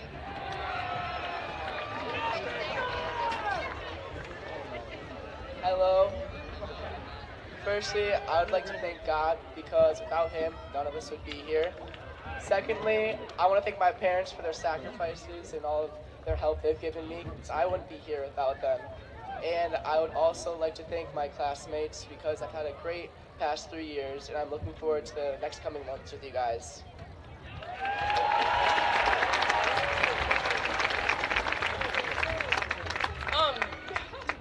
I want to thank my family because I wouldn't even be here without them, and I'm just so thankful for everybody who's supported me and made me who I am and helped me become friends with everybody here. Thank you all so much.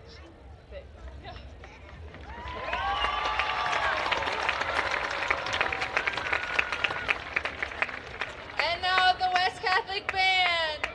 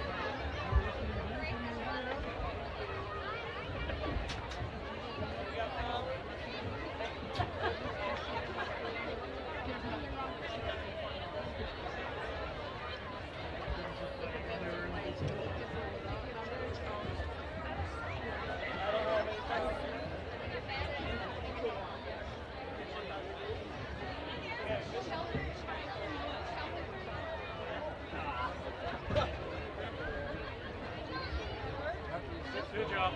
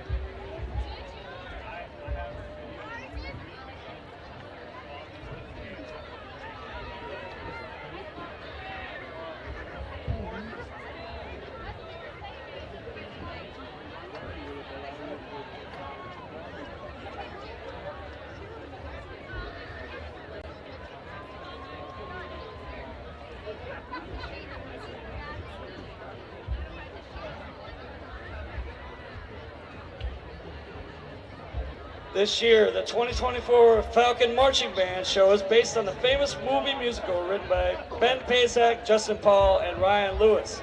It was released in 2017 to critical acclaim, has entertained millions around the world since. I'm talking about The Greatest Showman.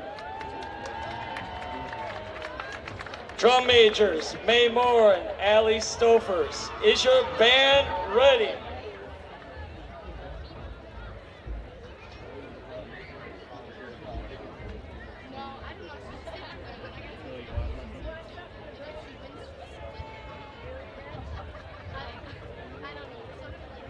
You may take the field for your halftime performance.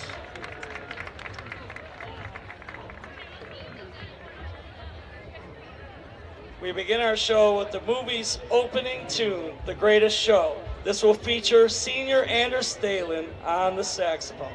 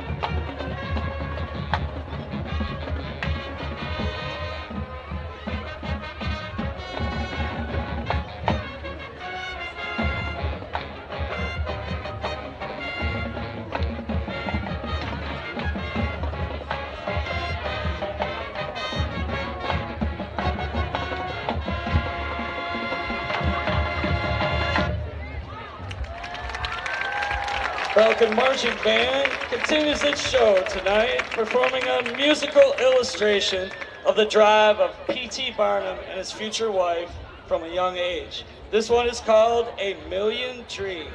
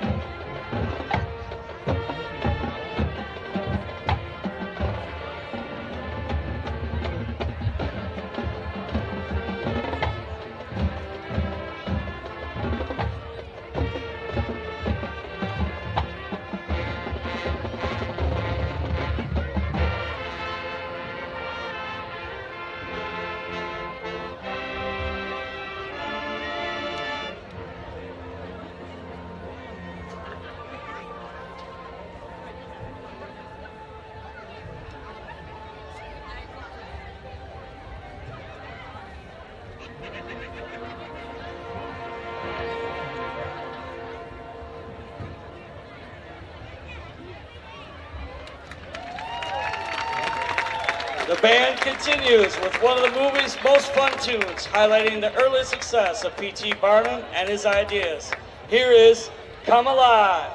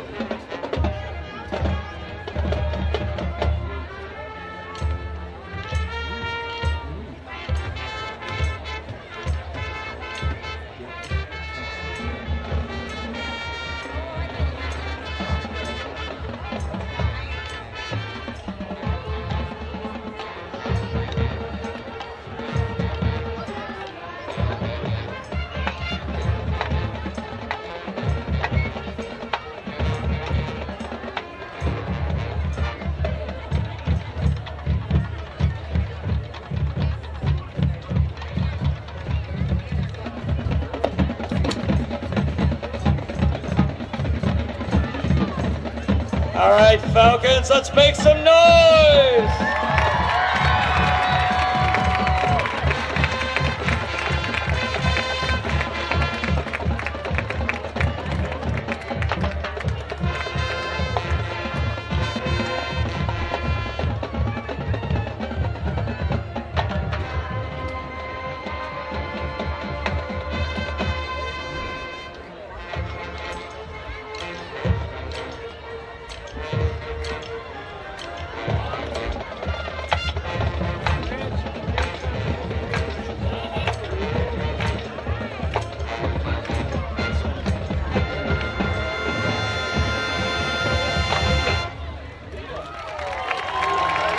We conclude with two fan favorites, Never Enough and From Now On, featuring trumpet soloist Will Clancy.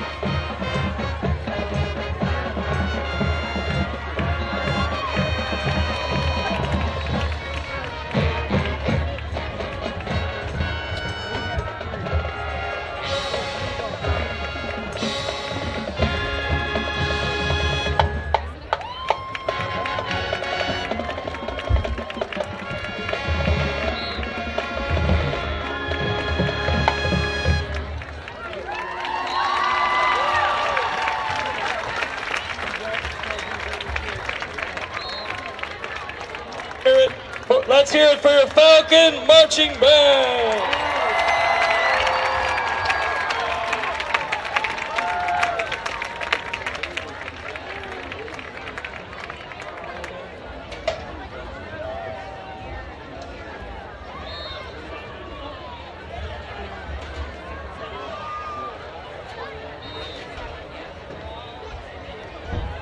Welcome back to the broadcast booth. Tom Mikowski along with Joe Sack as we looked over the field and saw homecoming activities and the king and queen and the great band. West Catholic marching band.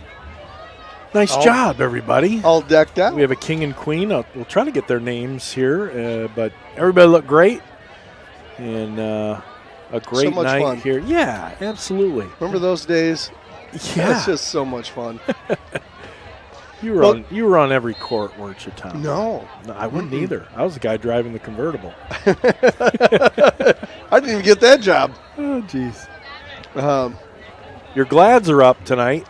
Yeah, how about the Glads? What was it, 41-0? Yeah, it was Sheboygan or something? A big score. There it is. 41-0.5 over Sheboygan.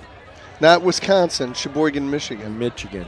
That's quite a little drive to get to Sheboygan. That's a little haul, yeah. That's almost 2 hours, isn't it? Yeah, probably about 2 hours from Traverse City. It'd be about 3.5, 4 hours. Did you guys ride the bus? Did you? We did. What was the furthest? Yeah, and we didn't, no fancy buses. These are, the Catholic Yellow school buses back in the early 80s that, probably didn't have the best shock absorbers on it. You felt every bump. Yeah. When you went down the road. And after the game, it was steamed up in there. Couldn't see out of the window. Who was the bus driver? Yeah. What was the bus driver's name? Come on, think back. I can see him. I see his face. Can I tell you his name? It's Mr. It'll come to me. Right, Mr. Dark hair, bald. There yes, that's a great question. He had bald, dark hair. Gonna go back 40 years. I can't think of his name. Hey, while we're go ahead. But I was going to say is, unlike being in Grand Rapids, when you're up in Traverse City, you have to travel. So back then, conferences have changed a lot, just like West Catholic's changes all the time. But back then, we had Kalkaska, which was like the closest we could go, and Benzie Central. Yep. So go out by Thompsonville there. So both of those were, half an hour, 40. Maybe Manistee. We had Manistee. Okay. Did you play Manistee Catholic? No. Okay. Manistee Public. And then we had Cadillac. Yes. And then we had to come down to Big Rapids, which was a good hour and a half. Right. And then almost a 2 hour drive, about an hour, 50 minutes or so, Remus Chippewa Hills. Chip Hills. And that was the conference back in the day. Okay. Yeah, no close games, really. No. I mean, you're getting on a bus. If you're going away, you're getting on the bus. Hey, taking a look around the OK White, we got some scores from around the area. Spring Lake and Forest Hills Eastern playing tonight. Forest Hills Eastern down at the half, 21-13 to Spring Lake. And Hamilton and Grand Rapids Christian at the half is a 1-point game. Grand Rapids Christian 22 and Hamilton 21. Other scores of interest, Catholic Central, Grand Rapids Catholic Central playing Holland Christian, Catholic leading 14-10 at half. And Holland Christian, of course, is one of the undefeated teams at 5-0. Rockford, after their incredible loss, and a great win for Jennison, real David and Goliath. They're 14, Rockford 14, Caledonia 7 at half. And then we keep looking to the last game of the season, Zeeland West playing Forest Hills Central. Zeeland West leading 14-7 there. As we take a look on the field, both teams are out. Landon Smith is getting ready, and Wayland is going to receive here to open the second half. And here's the kick. I think back to Crater. And he's inching up. It is Crater. And a nice tackle there. And that's Wickstrom. Massey Wickstrom on the tackle. Nice job there. Return 17 yards. Ball's going to be at the 25-yard line. And that's where Wayland's going to get started, trailing 31-0. Now remember, West Catholic with another touchdown will move this into a running clock. Of course, Wayland is not going to want to see that right now. Here's a handoff to Biondo.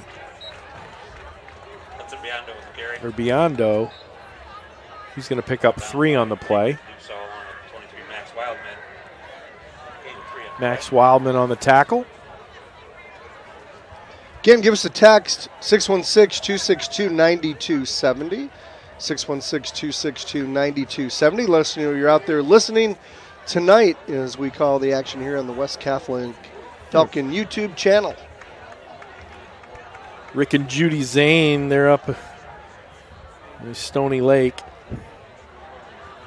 They're listening. They always do. We appreciate that. Roaring, you'll hand it up over the middle. Quick hitter. So Biondo, the carry, picks up maybe a yard on the play. We want to thank Andy Sack for listening out there and all his creativeness. That's a new one. That's good. My hair's blonde there on that. Spent a little time with your brother a couple weekends ago. Oh, yeah. At the wedding. At the Annalise Hopping wedding. Yeah. Good to see. Good times, right? Him and Lisa. It was. Here goes Rurink under center.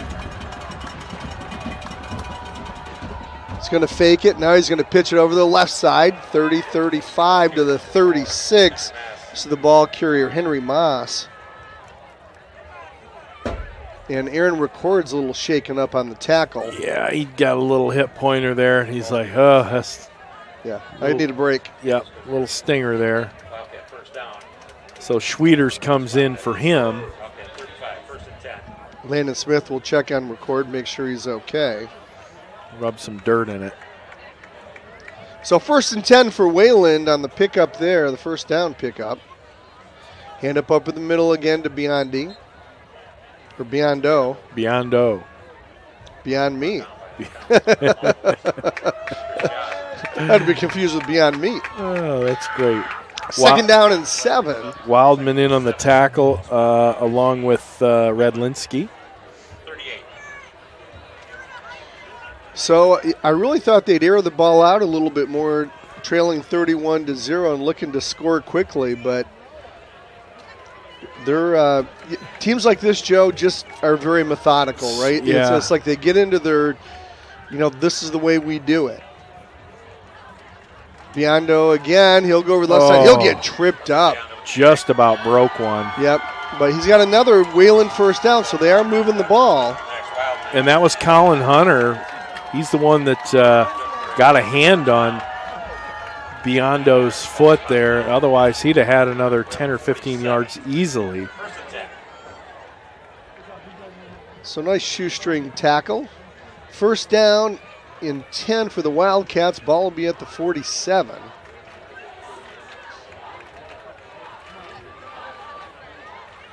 Rurink goes over the right side to Biondo. He'll pick up 3. Boy, this is tough. And we've said this year in and year out that you got your quarterback that trots over to the sideline, gets the play from coach, trots it all the way down. You're down 31 points, and there's 8 minutes and 40 seconds to go. Here he comes to the huddle. They're just this. Yes. The game is beyond that now, and trying to play catch up with a situation like that's just tough. It is very tough. Let's see what Carson Rurink does here. Fake, then he'll pitch outside, and he'll get smothered. Nice job there by Chris Schaub. He wasn't fooled at all. No.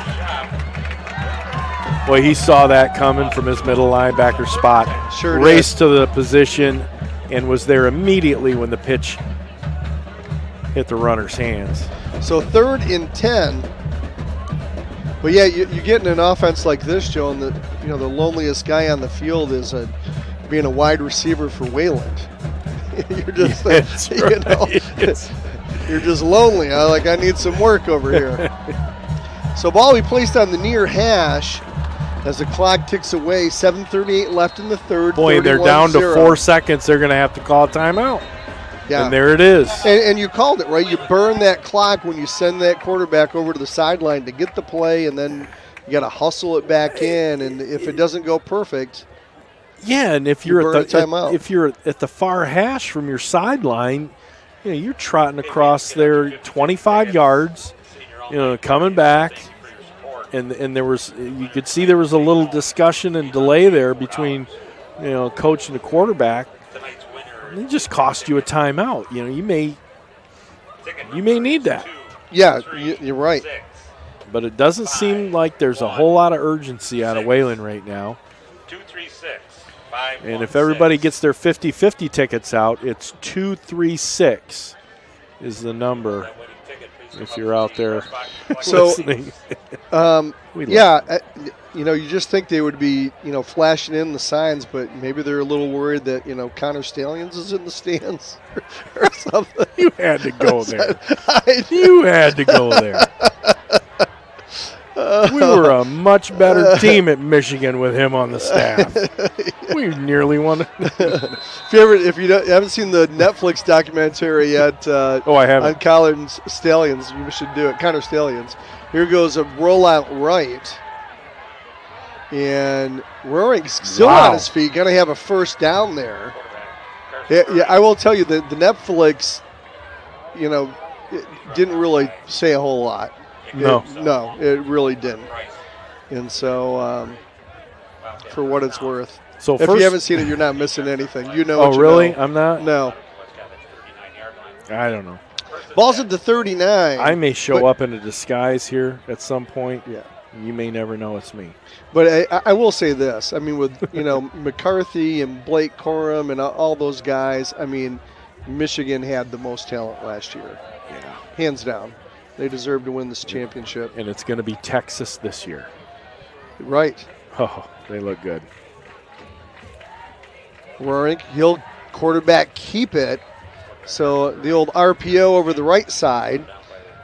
And Carson Roaring will pick up about 4 on the play. 2nd down and 6 for the Wildcats. Still on the move, but still burning the clock. We're at the 7:09 mark. 31-0 is your score. Falcons of West Catholic. I think that RPO over the Wildcats. The RPO you're just Yeah. referring to is a run pitch option. Oh, yes, I'm sorry. I don't Yes. think they're going to throw the ball. Yeah, you're absolutely right. Thank you. Good clarification. You're absolutely right there. Hudson Biondo with Gary. Brought down by Boy, you see West Catholic's defense. Everybody has a responsibility of a potential ball carrier, and they're really doing a good job right now. The tackling at the point of contact has been a whole lot better tonight. Sure. Boy, clock's ticking. I just realized, I need an optometrist, but I have dirty glass that I look through, and you have your window open. And so that is the difference. If you want, I need for $10, I'll switch spots with you next week. I need Windex. No, I just need Windex. That's all I need. Paper towel, some Windex, and I'm good to go. You know what I'm going to do? I'm going to help you out. I'm going to get rid of the glare. There, I'm going to turn the light off. Does that help? Sure. Okay. Yeah. Anything to help you out, buddy. Wow. Look at you. Look at that. What do we got here? Going the Is extra there a timeout? yard. There's a timeout on the field. Is it by West Catholic? No, it's not. Wildcats are down to one timeout. Yes, they are. Yep. That's tough. Pay some bills. Fox Pool is located on Alpine Avenue between 7 and 8 Mile Roads. Fox Pool is West Michigan's best source for in-ground and above-ground pools. They feature a full-service showroom with chemical supplies and accessories, and they offer annual closing and opening services as well as repairs and installation. Fox Pools does it right. And since 1965, West End Body's been serving Grand Rapids when those days happen, and they do happen. So if you've had a mishap with your vehicle, be careful because it's deer season. Oh, yeah, right. Call Gavin and get everything fixed up. Working with all insurance companies, West End Bodies, your single source for collision repair, and West End Bodies located at 1693 Leonard Northwest. Here comes the Wildcats. Here comes the Falcons after the second timeout called by Wayland. See what Roaring does this time. His quarterback keeper goes over the left side. Going to pick up a couple. Going to be short of a first down. That's going to bring up 4th down. And What this do you think they're gonna situation, do? I mean, you don't bring your punter out. You send your quarterback to the sideline. You open up your playbook. Are you airing out your light? Yeah. Trying to get Jill Hemis in front of me here. Jill Hemis? Really? She's right there. So 4th down and 3 Big, big fourth down for Wayland. You go to Biondo here. Let's see. No, going to put it in the air. Carson Rorinks, get up in the air. He's got a receiver down deep.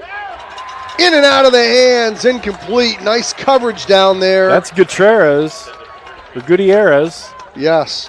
Great coverage right there, step by step. With the intended receiver, and West Catholic's going to get the ball on downs here now at the 5:10 mark. So that was but it took a fourth down. I know, that was 7 minutes. Yeah. That was 7 minutes. And it took a fourth down play for them to air it out. Find the Falcons. Help us find the Falcons. West Catholic wants to connect or reconnect with all West Catholic alumni. And I'll talk a little bit more about this after this play. Here goes Augustin. Jet sweep to Gutierrez. He's at the 40, 45. He's got wheels. He's over midfield. Nice play. Nice pickup of really over like 20 him. yards by Gutierrez. Really, really like him on that jet sweep. And he is not in a hurry. You know, when he's getting that ball, he's got his eyes upfield and really makes the most of it. He's got a lot of speed. Sure does. But he uses it smartly.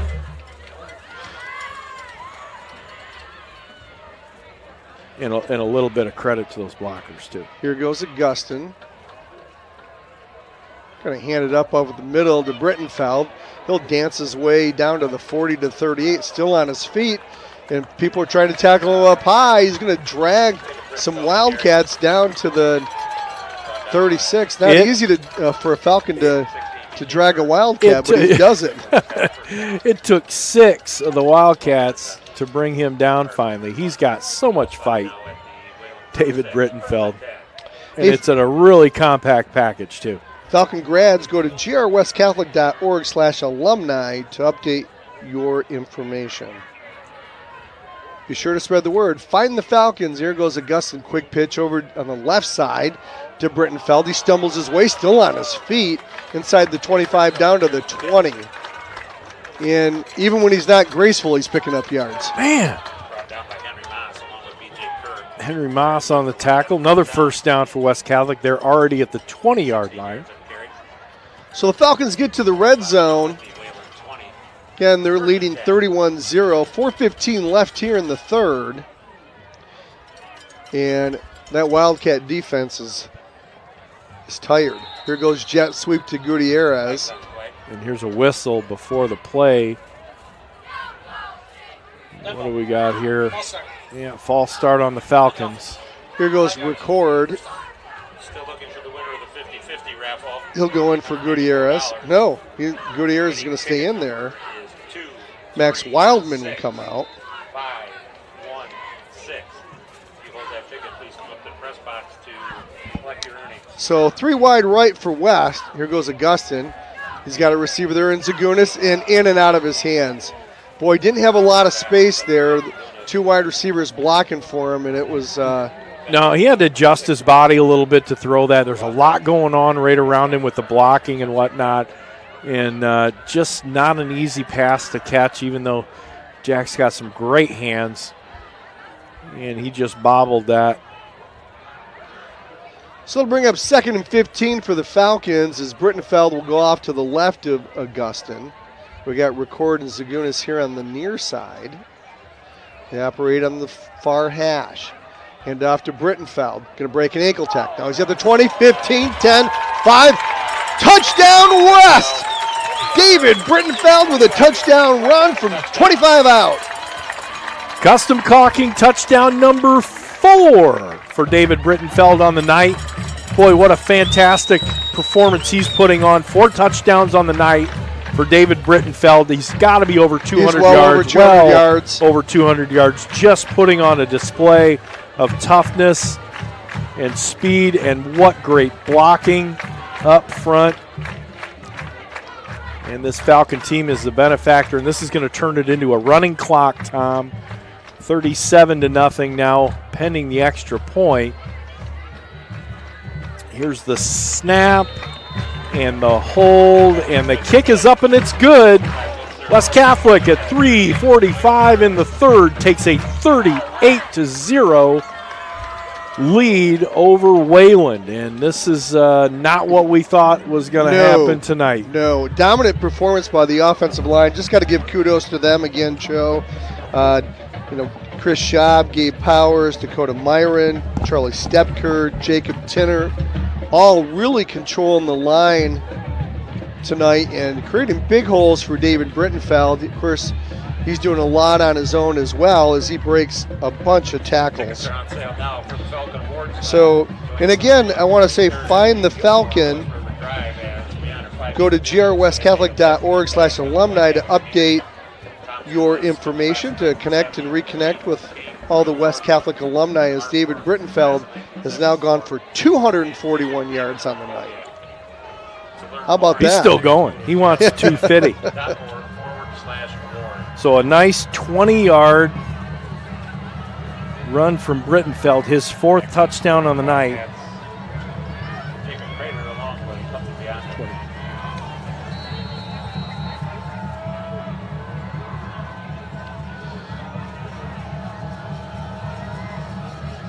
Here goes Landon Smith.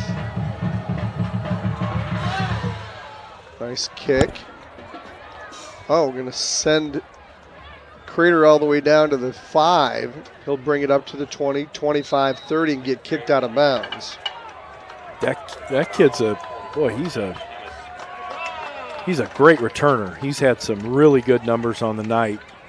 Grabbed that ball at the 5, and he's all the way out to the 30, so a 25-yard return for him.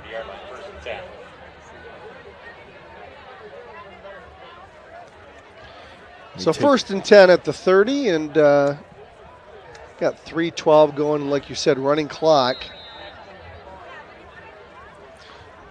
So in high school, if it's 35 points or more, the running clock comes in. It only stops for tips. Timeout, injury, a penalty, or a score is the only. So that's the tips I can give you on a running clock. Here goes a scramble, and it's quarterback keeper.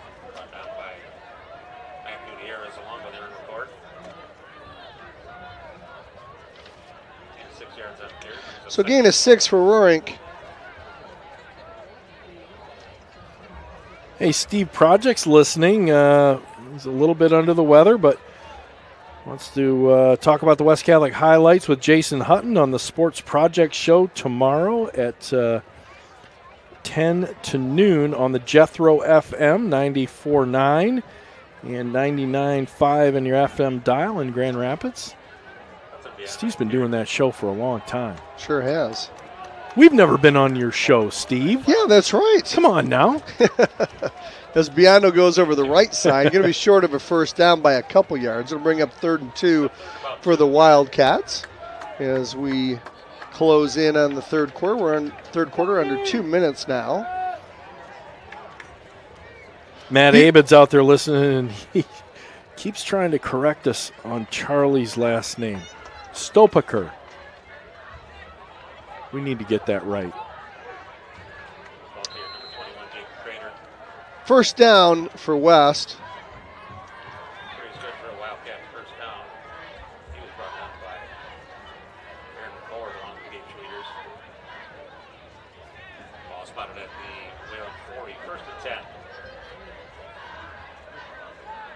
So looking at scores around the area, Forest Hills Eastern 21, Spring Lake 21 there in the third. Grand Rapids Christian 22 and Hamilton 21 there still at the half.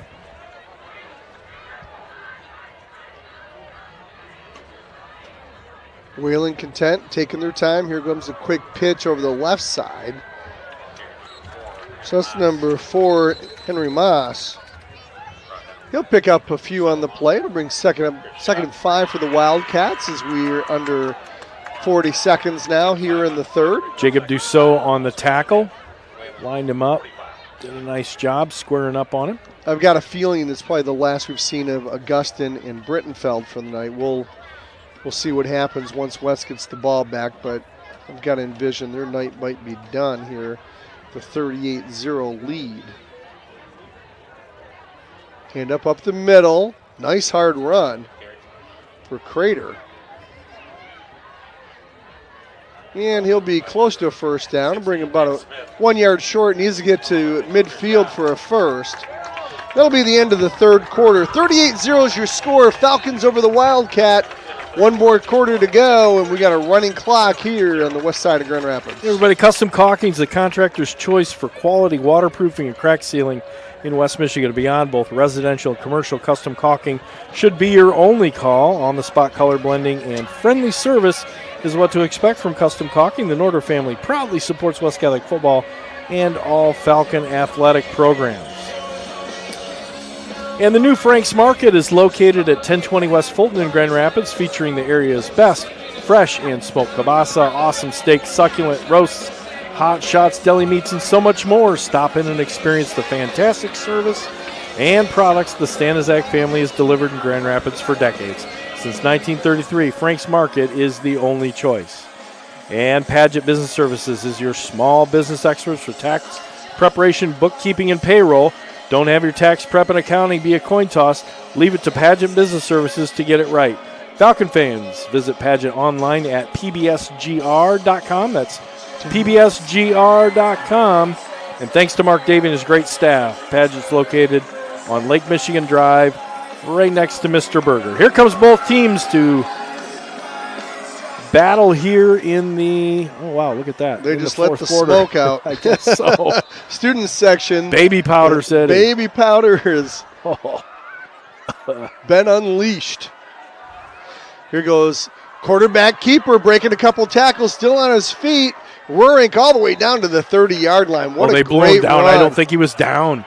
He may not have been. And he got spun around. I thought he kept his feet. Kind of like Kenny Walker the other Kenny night, Walker, right? With what the Seahawks-Lions game. He gets Man. spun around and he stayed up.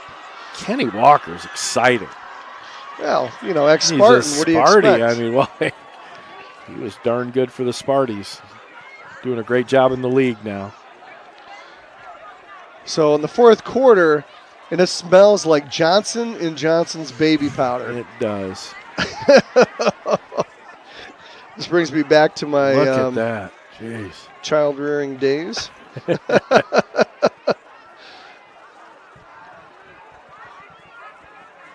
Hand off to Biondo. He dances his way. Nice job. Picks his way close to a first down. Probably got 9 on the play, maybe.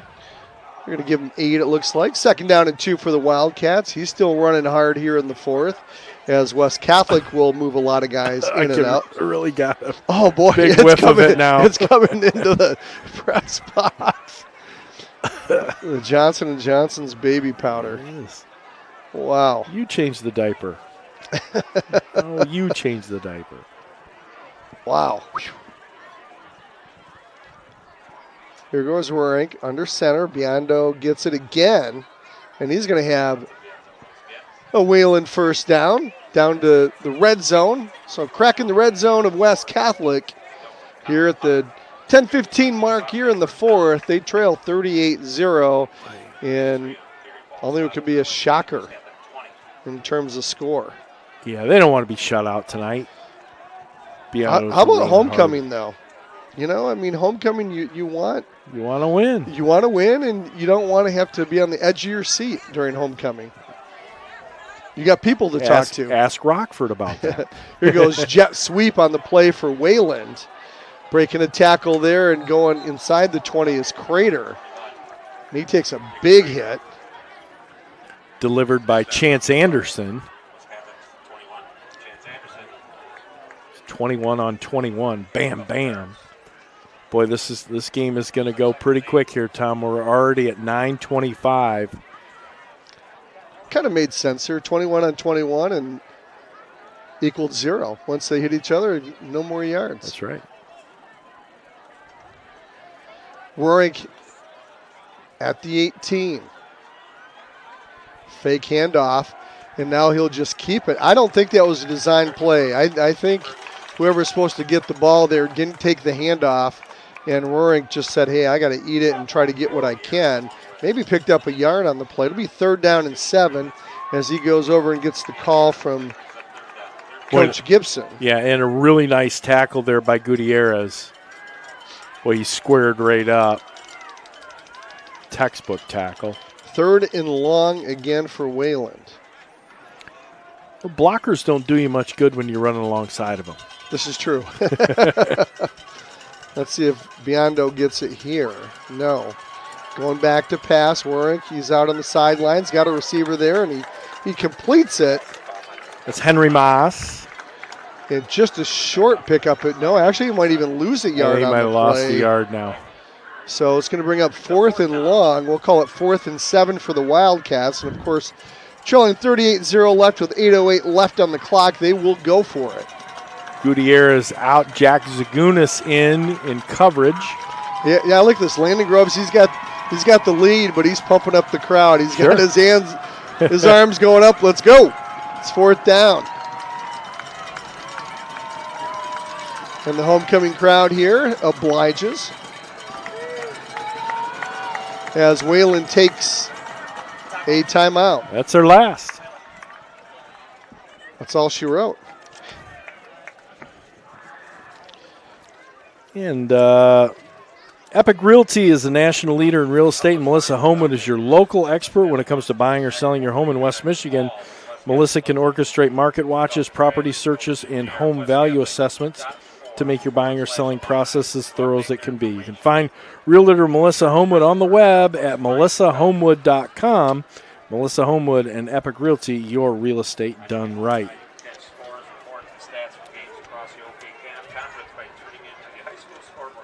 It was? Okay.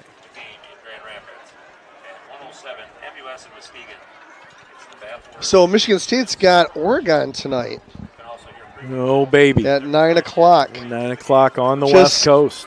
Keep it close. I think Michigan State will have to force a lot of turnovers. 4 turnovers to stay in the game. Yeah. Oregon comes in at number 6, and Sparty comes off a drubbing against Ohio State. The nice thing is Jonathan Smith, he knows all about Oregon, right? This is true. You know, he knows Came what from he's Oregon up against. State. Yeah, absolutely. This is not unfamiliar territory for him. He recruited a lot of those players that chose to go to Oregon. Here we go. Big 4th down for the Wildcats. Going to drop back and pass. Here's Carson. He's going to go over the middle and incomplete. Under a lot of pressure there, Joe, by Max Wildman. Yeah, took a big hit by Jacob Dussault and Max Wildman. And another, this is what, the 3rd turnover on downs for the Wildcats. And here comes West Catholic's. They're going to stay with their number 1 offense here for a little bit. This was like Christian last week, right, Joe? Where Christian got into the red zone and just couldn't capitalize.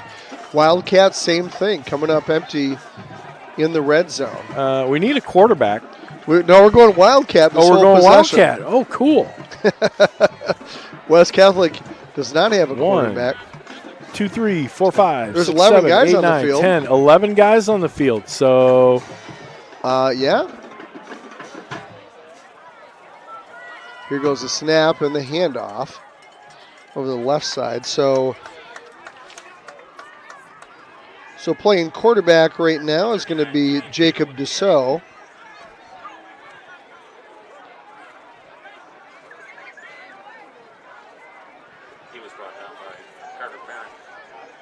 So pick up a 4 on the play. No, I think, is that Jacob Dussault? No, I can't quite tell his number. Who is that? Is that a 5th quarter kid we got out there? I wonder. Oh, is it Crew Viscani, the 10th grader? Crew Viscani. Here goes the snap. And the handoff. That's that's a 9, not a 5. Huh? That's a 9. And a carry there by Luke Stratton, and he's a freshman. Now right? It's tough to see even it's in tough to see. It looked like a 28, and I'm like, there's no 28. It kind of looks like a 25, and through the it does. Binoculars, looks like a 2S. Right? Yeah, it looks more like a 5 than a 9. So we've got a batch of skill players out there with the starting line. I like this. Here comes the snap, jet sweep handoff. on the near side here and dancing his way up the sidelines and getting crushed out of bounds. And that's number 32, Jacob Petz. Boy, I've never used your binoculars before. That makes a great deal of difference. Yeah, isn't that nice? I like that. They're sports binoculars. No wonder they are. They are. And we're at a sporting They're contest. wide. Oh, I like which this. reminds me of a binocular story I'll tell you in a second. Okay. And here goes West. Going to be first down. We're in the fourth quarter, 4:38 as the clock keeps ticking in a running clock here in the fourth. 38-0, Falcons over the Wildcats. Here goes a handoff again. Going to break one tackle, two tackle. So that went to 39. I love this. We have to go to the roster. Julian Cato, sophomore running back. All right. Great to see the depth guys get into the game. They practice so hard. Yeah, I want to see Visconti throw a ball. Thomas Pugsta, wide receiver here on the near side, seeing his first action as a sophomore. Here goes Visconti. Jet sweep again. Here goes on the near side. Getting kicked out of bounds. That's Petz again, I think. Jacob Petz. That's Owen Hunter, actually. Or Owen Hunter. 82. So Hunter with the jet sweep. Nice pickup on the play. Third and 3 for West. They're moving the ball. They are. It's good to see. 3:25 left on the clock. 38-0 is your score. Come on, guys. Get down the field. Going to milk the clock and wait for the back judge to raise his arm at the 10-second mark. Little dancing around in the backfield. Here goes Visconti. Fake jet sweep. Hand up the middle. And we're going to get a first down. Oh, really close. Going to be about a yard short. So, binoculars, this goes back into the 1980s, I think, Joe. I was there. 90s. I was there. And had a nice set of binoculars, big binoculars, sports binoculars. And I was looking through them, and there was a co-ed. Now, granted, I was in my 20s, probably 25 or whatever. A Michigan State girl was about 23. Okay. She grabbed the binoculars, and she looked through them, and she said, wow. Now, I can see like the whole field, but it looks like everyone's so far away. And we had great seats. We were only like 4 rows up off the field. And I said, the reason why is because we're so close to the field. I like to have these kind of binoculars because then it looks like you're so far away. You can see the whole field a little bit better when you're this close. Okay. She goes, really? That's interesting. She goes, yeah, I guess I've never seen binoculars. She put them back up. She goes, yeah, I see what you mean. Well, unbeknownst to her, she had the binoculars backwards. Right? Yeah, she was looking through the wrong end of the binoculars, and I'm like, oh, my Lord. Maybe a little bit too much time at the tailgate for this gal. That's funny. But it was hilarious. I'm like, yeah, our seats are really good, so, you know. So take a look. Oh, yeah, I can see the whole field. Thanks for holding them backwards. Landon Smith, second string punter, is out there to punt this ball. You never know. You never know. Might need him down the road. I want to see him run the ball. 4th and a yard. Here comes a high snap, and here comes the kick. Oh, he can kick it. Oh, nice kick.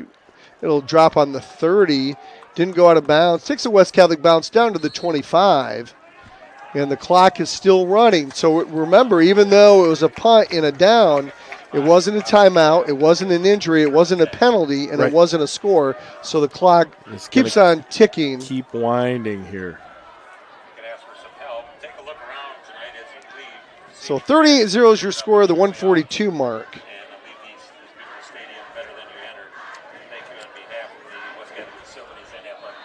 We're gonna throw it to. Oh, my sister Mary Beth Vachon is listening from Louisville. They're down there to watch their son Connor race in. He's quite the runner for Hope in his senior year. So we got Deb Price watching from Laguna Niguel, California. And Houston is crushing TCU right now. Susan Vandebreg watching from Orlando. Good to see that, as West Catholic will tackle Wayland for no gain. Of course, Deb Price is the grandmother of Hunter Price. So glad you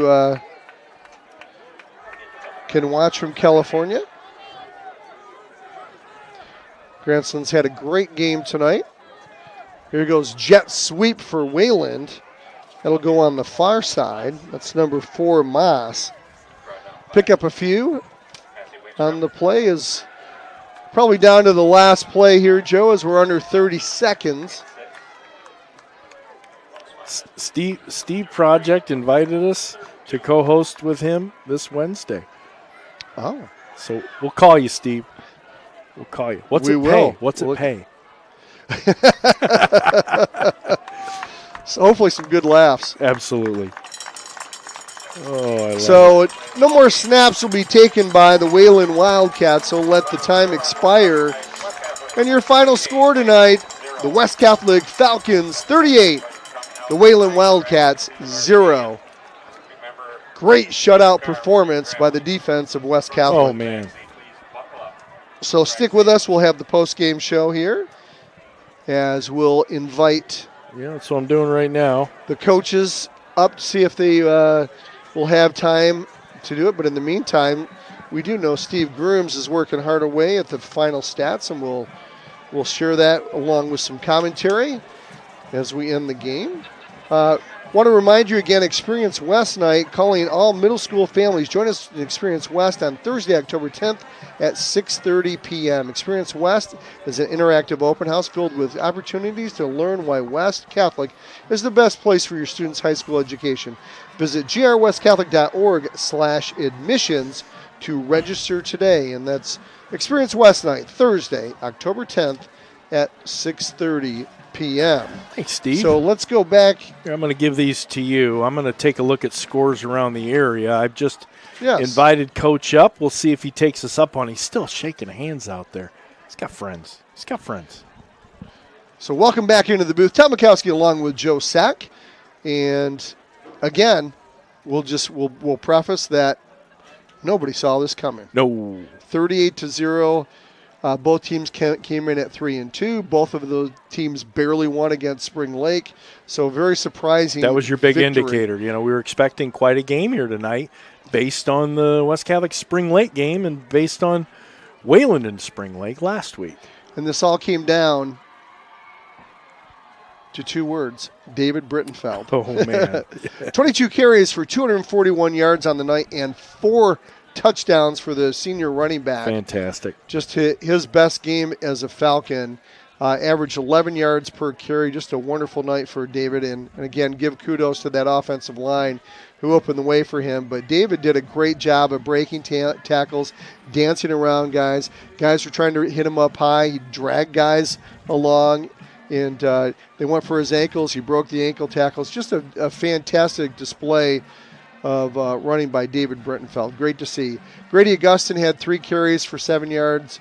Matt Gutierrez at the fourth quarter here had a jet sweep for 20 yards. So overall, 307 yards rushing on 29 attempts for the West Catholic offense, averaging 10.6. Man. So every time you dominant. touch the ball, you average a first down. You're not going to lose too many games. Grady Augustin only threw the ball 10 times, 6 for 10. For 86 yards and a touchdown, pretty much all of that in the first half. He had 9 of those attempts in the first half. Did throw 1 interception that led to 1 turnover. So 393 yards in total for West Catholic. Ironically, for Wayland, 306 total yards for Wayland. They were led by Hudson Biondo, senior running back, 24 carries for 109 yards. Good night. And 4-year letter winner and tough running back. Yeah. But he earned every single one of those yards. He averaged 4.5 on the night. Chance Leonard, 2 carries for 56 yards. Roaring counted up with 11 attempts for 42 yards.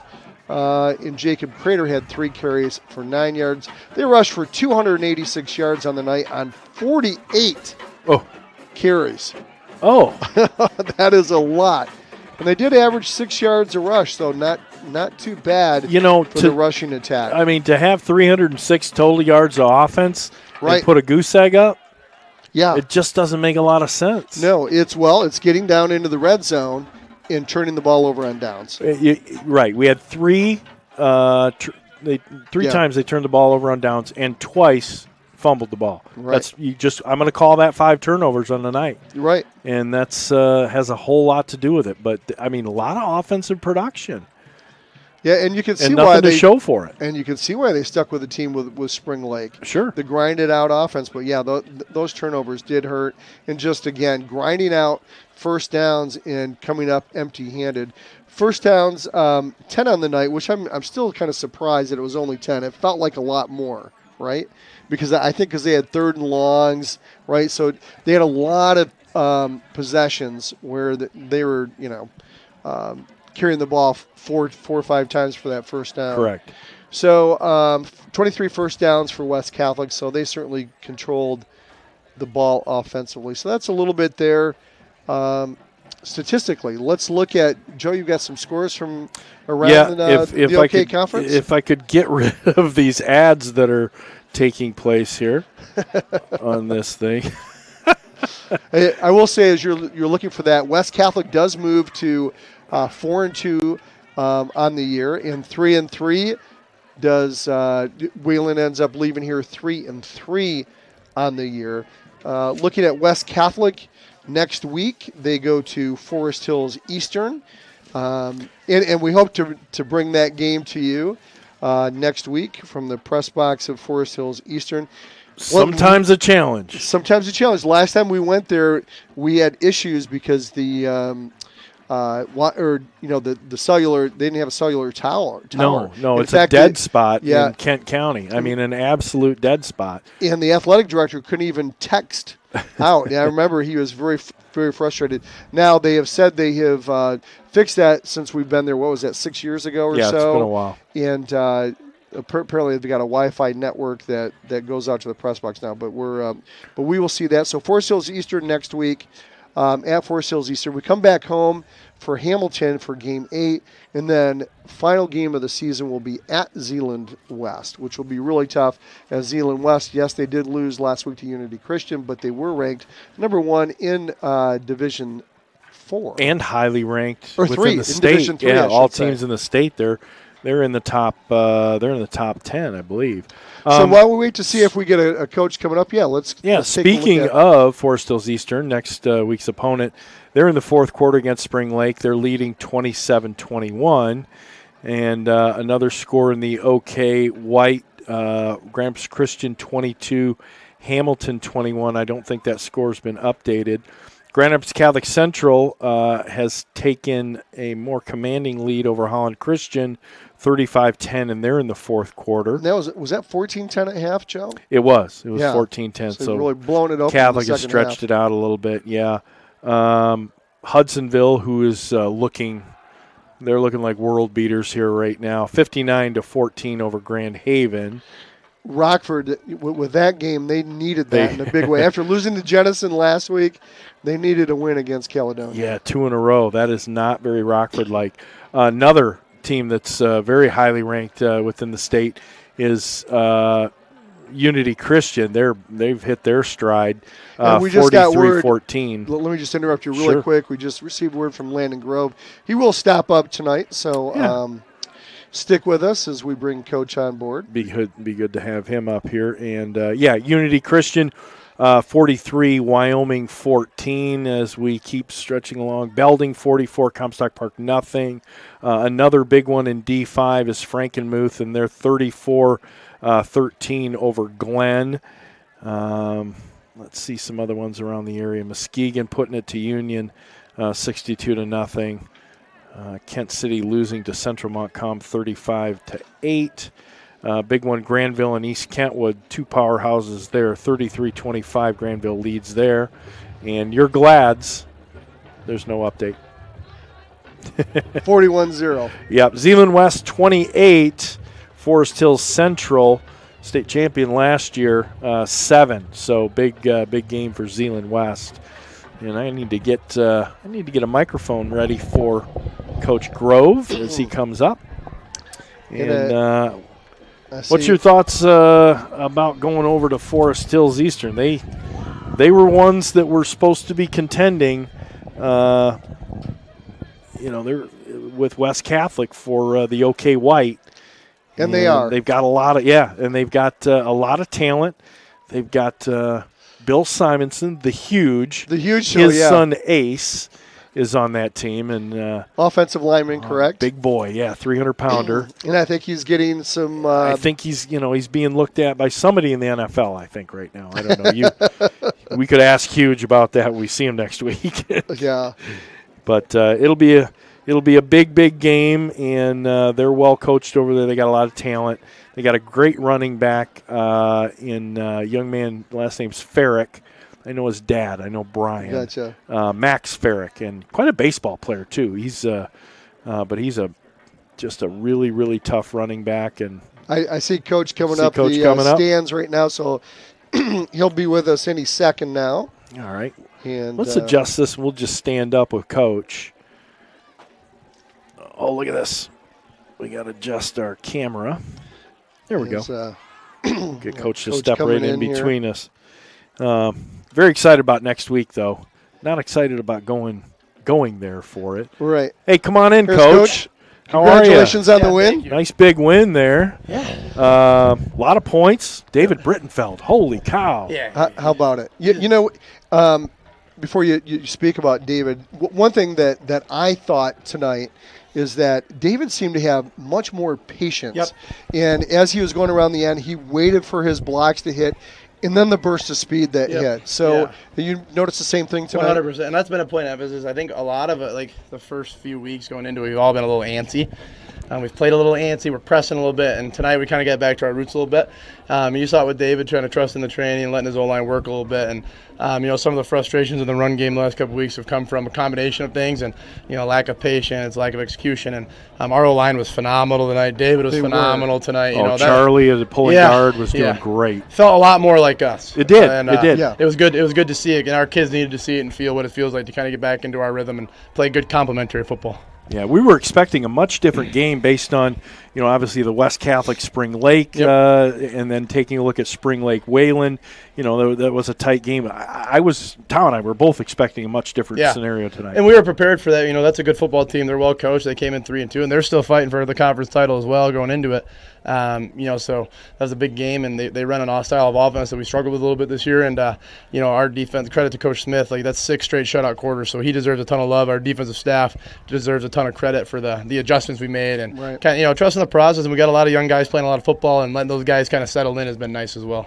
And sorry, Tom, but, while we're on this, these wing T style offenses and stuff, we look a few games, don't want to look a few games ahead, but Zeeland West is probably one of the best that runs it, and really glad we had a good performance tonight.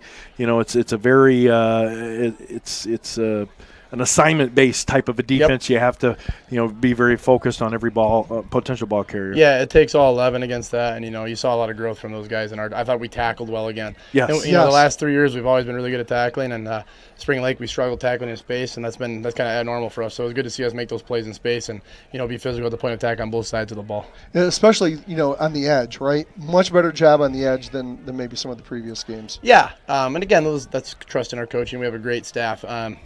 Coach Smith is the best D coordinator I've ever been around, and it's only a matter of time before we got that dialed in. And like we said, that's 6 straight shutout quarters that we can take into a really big game next week.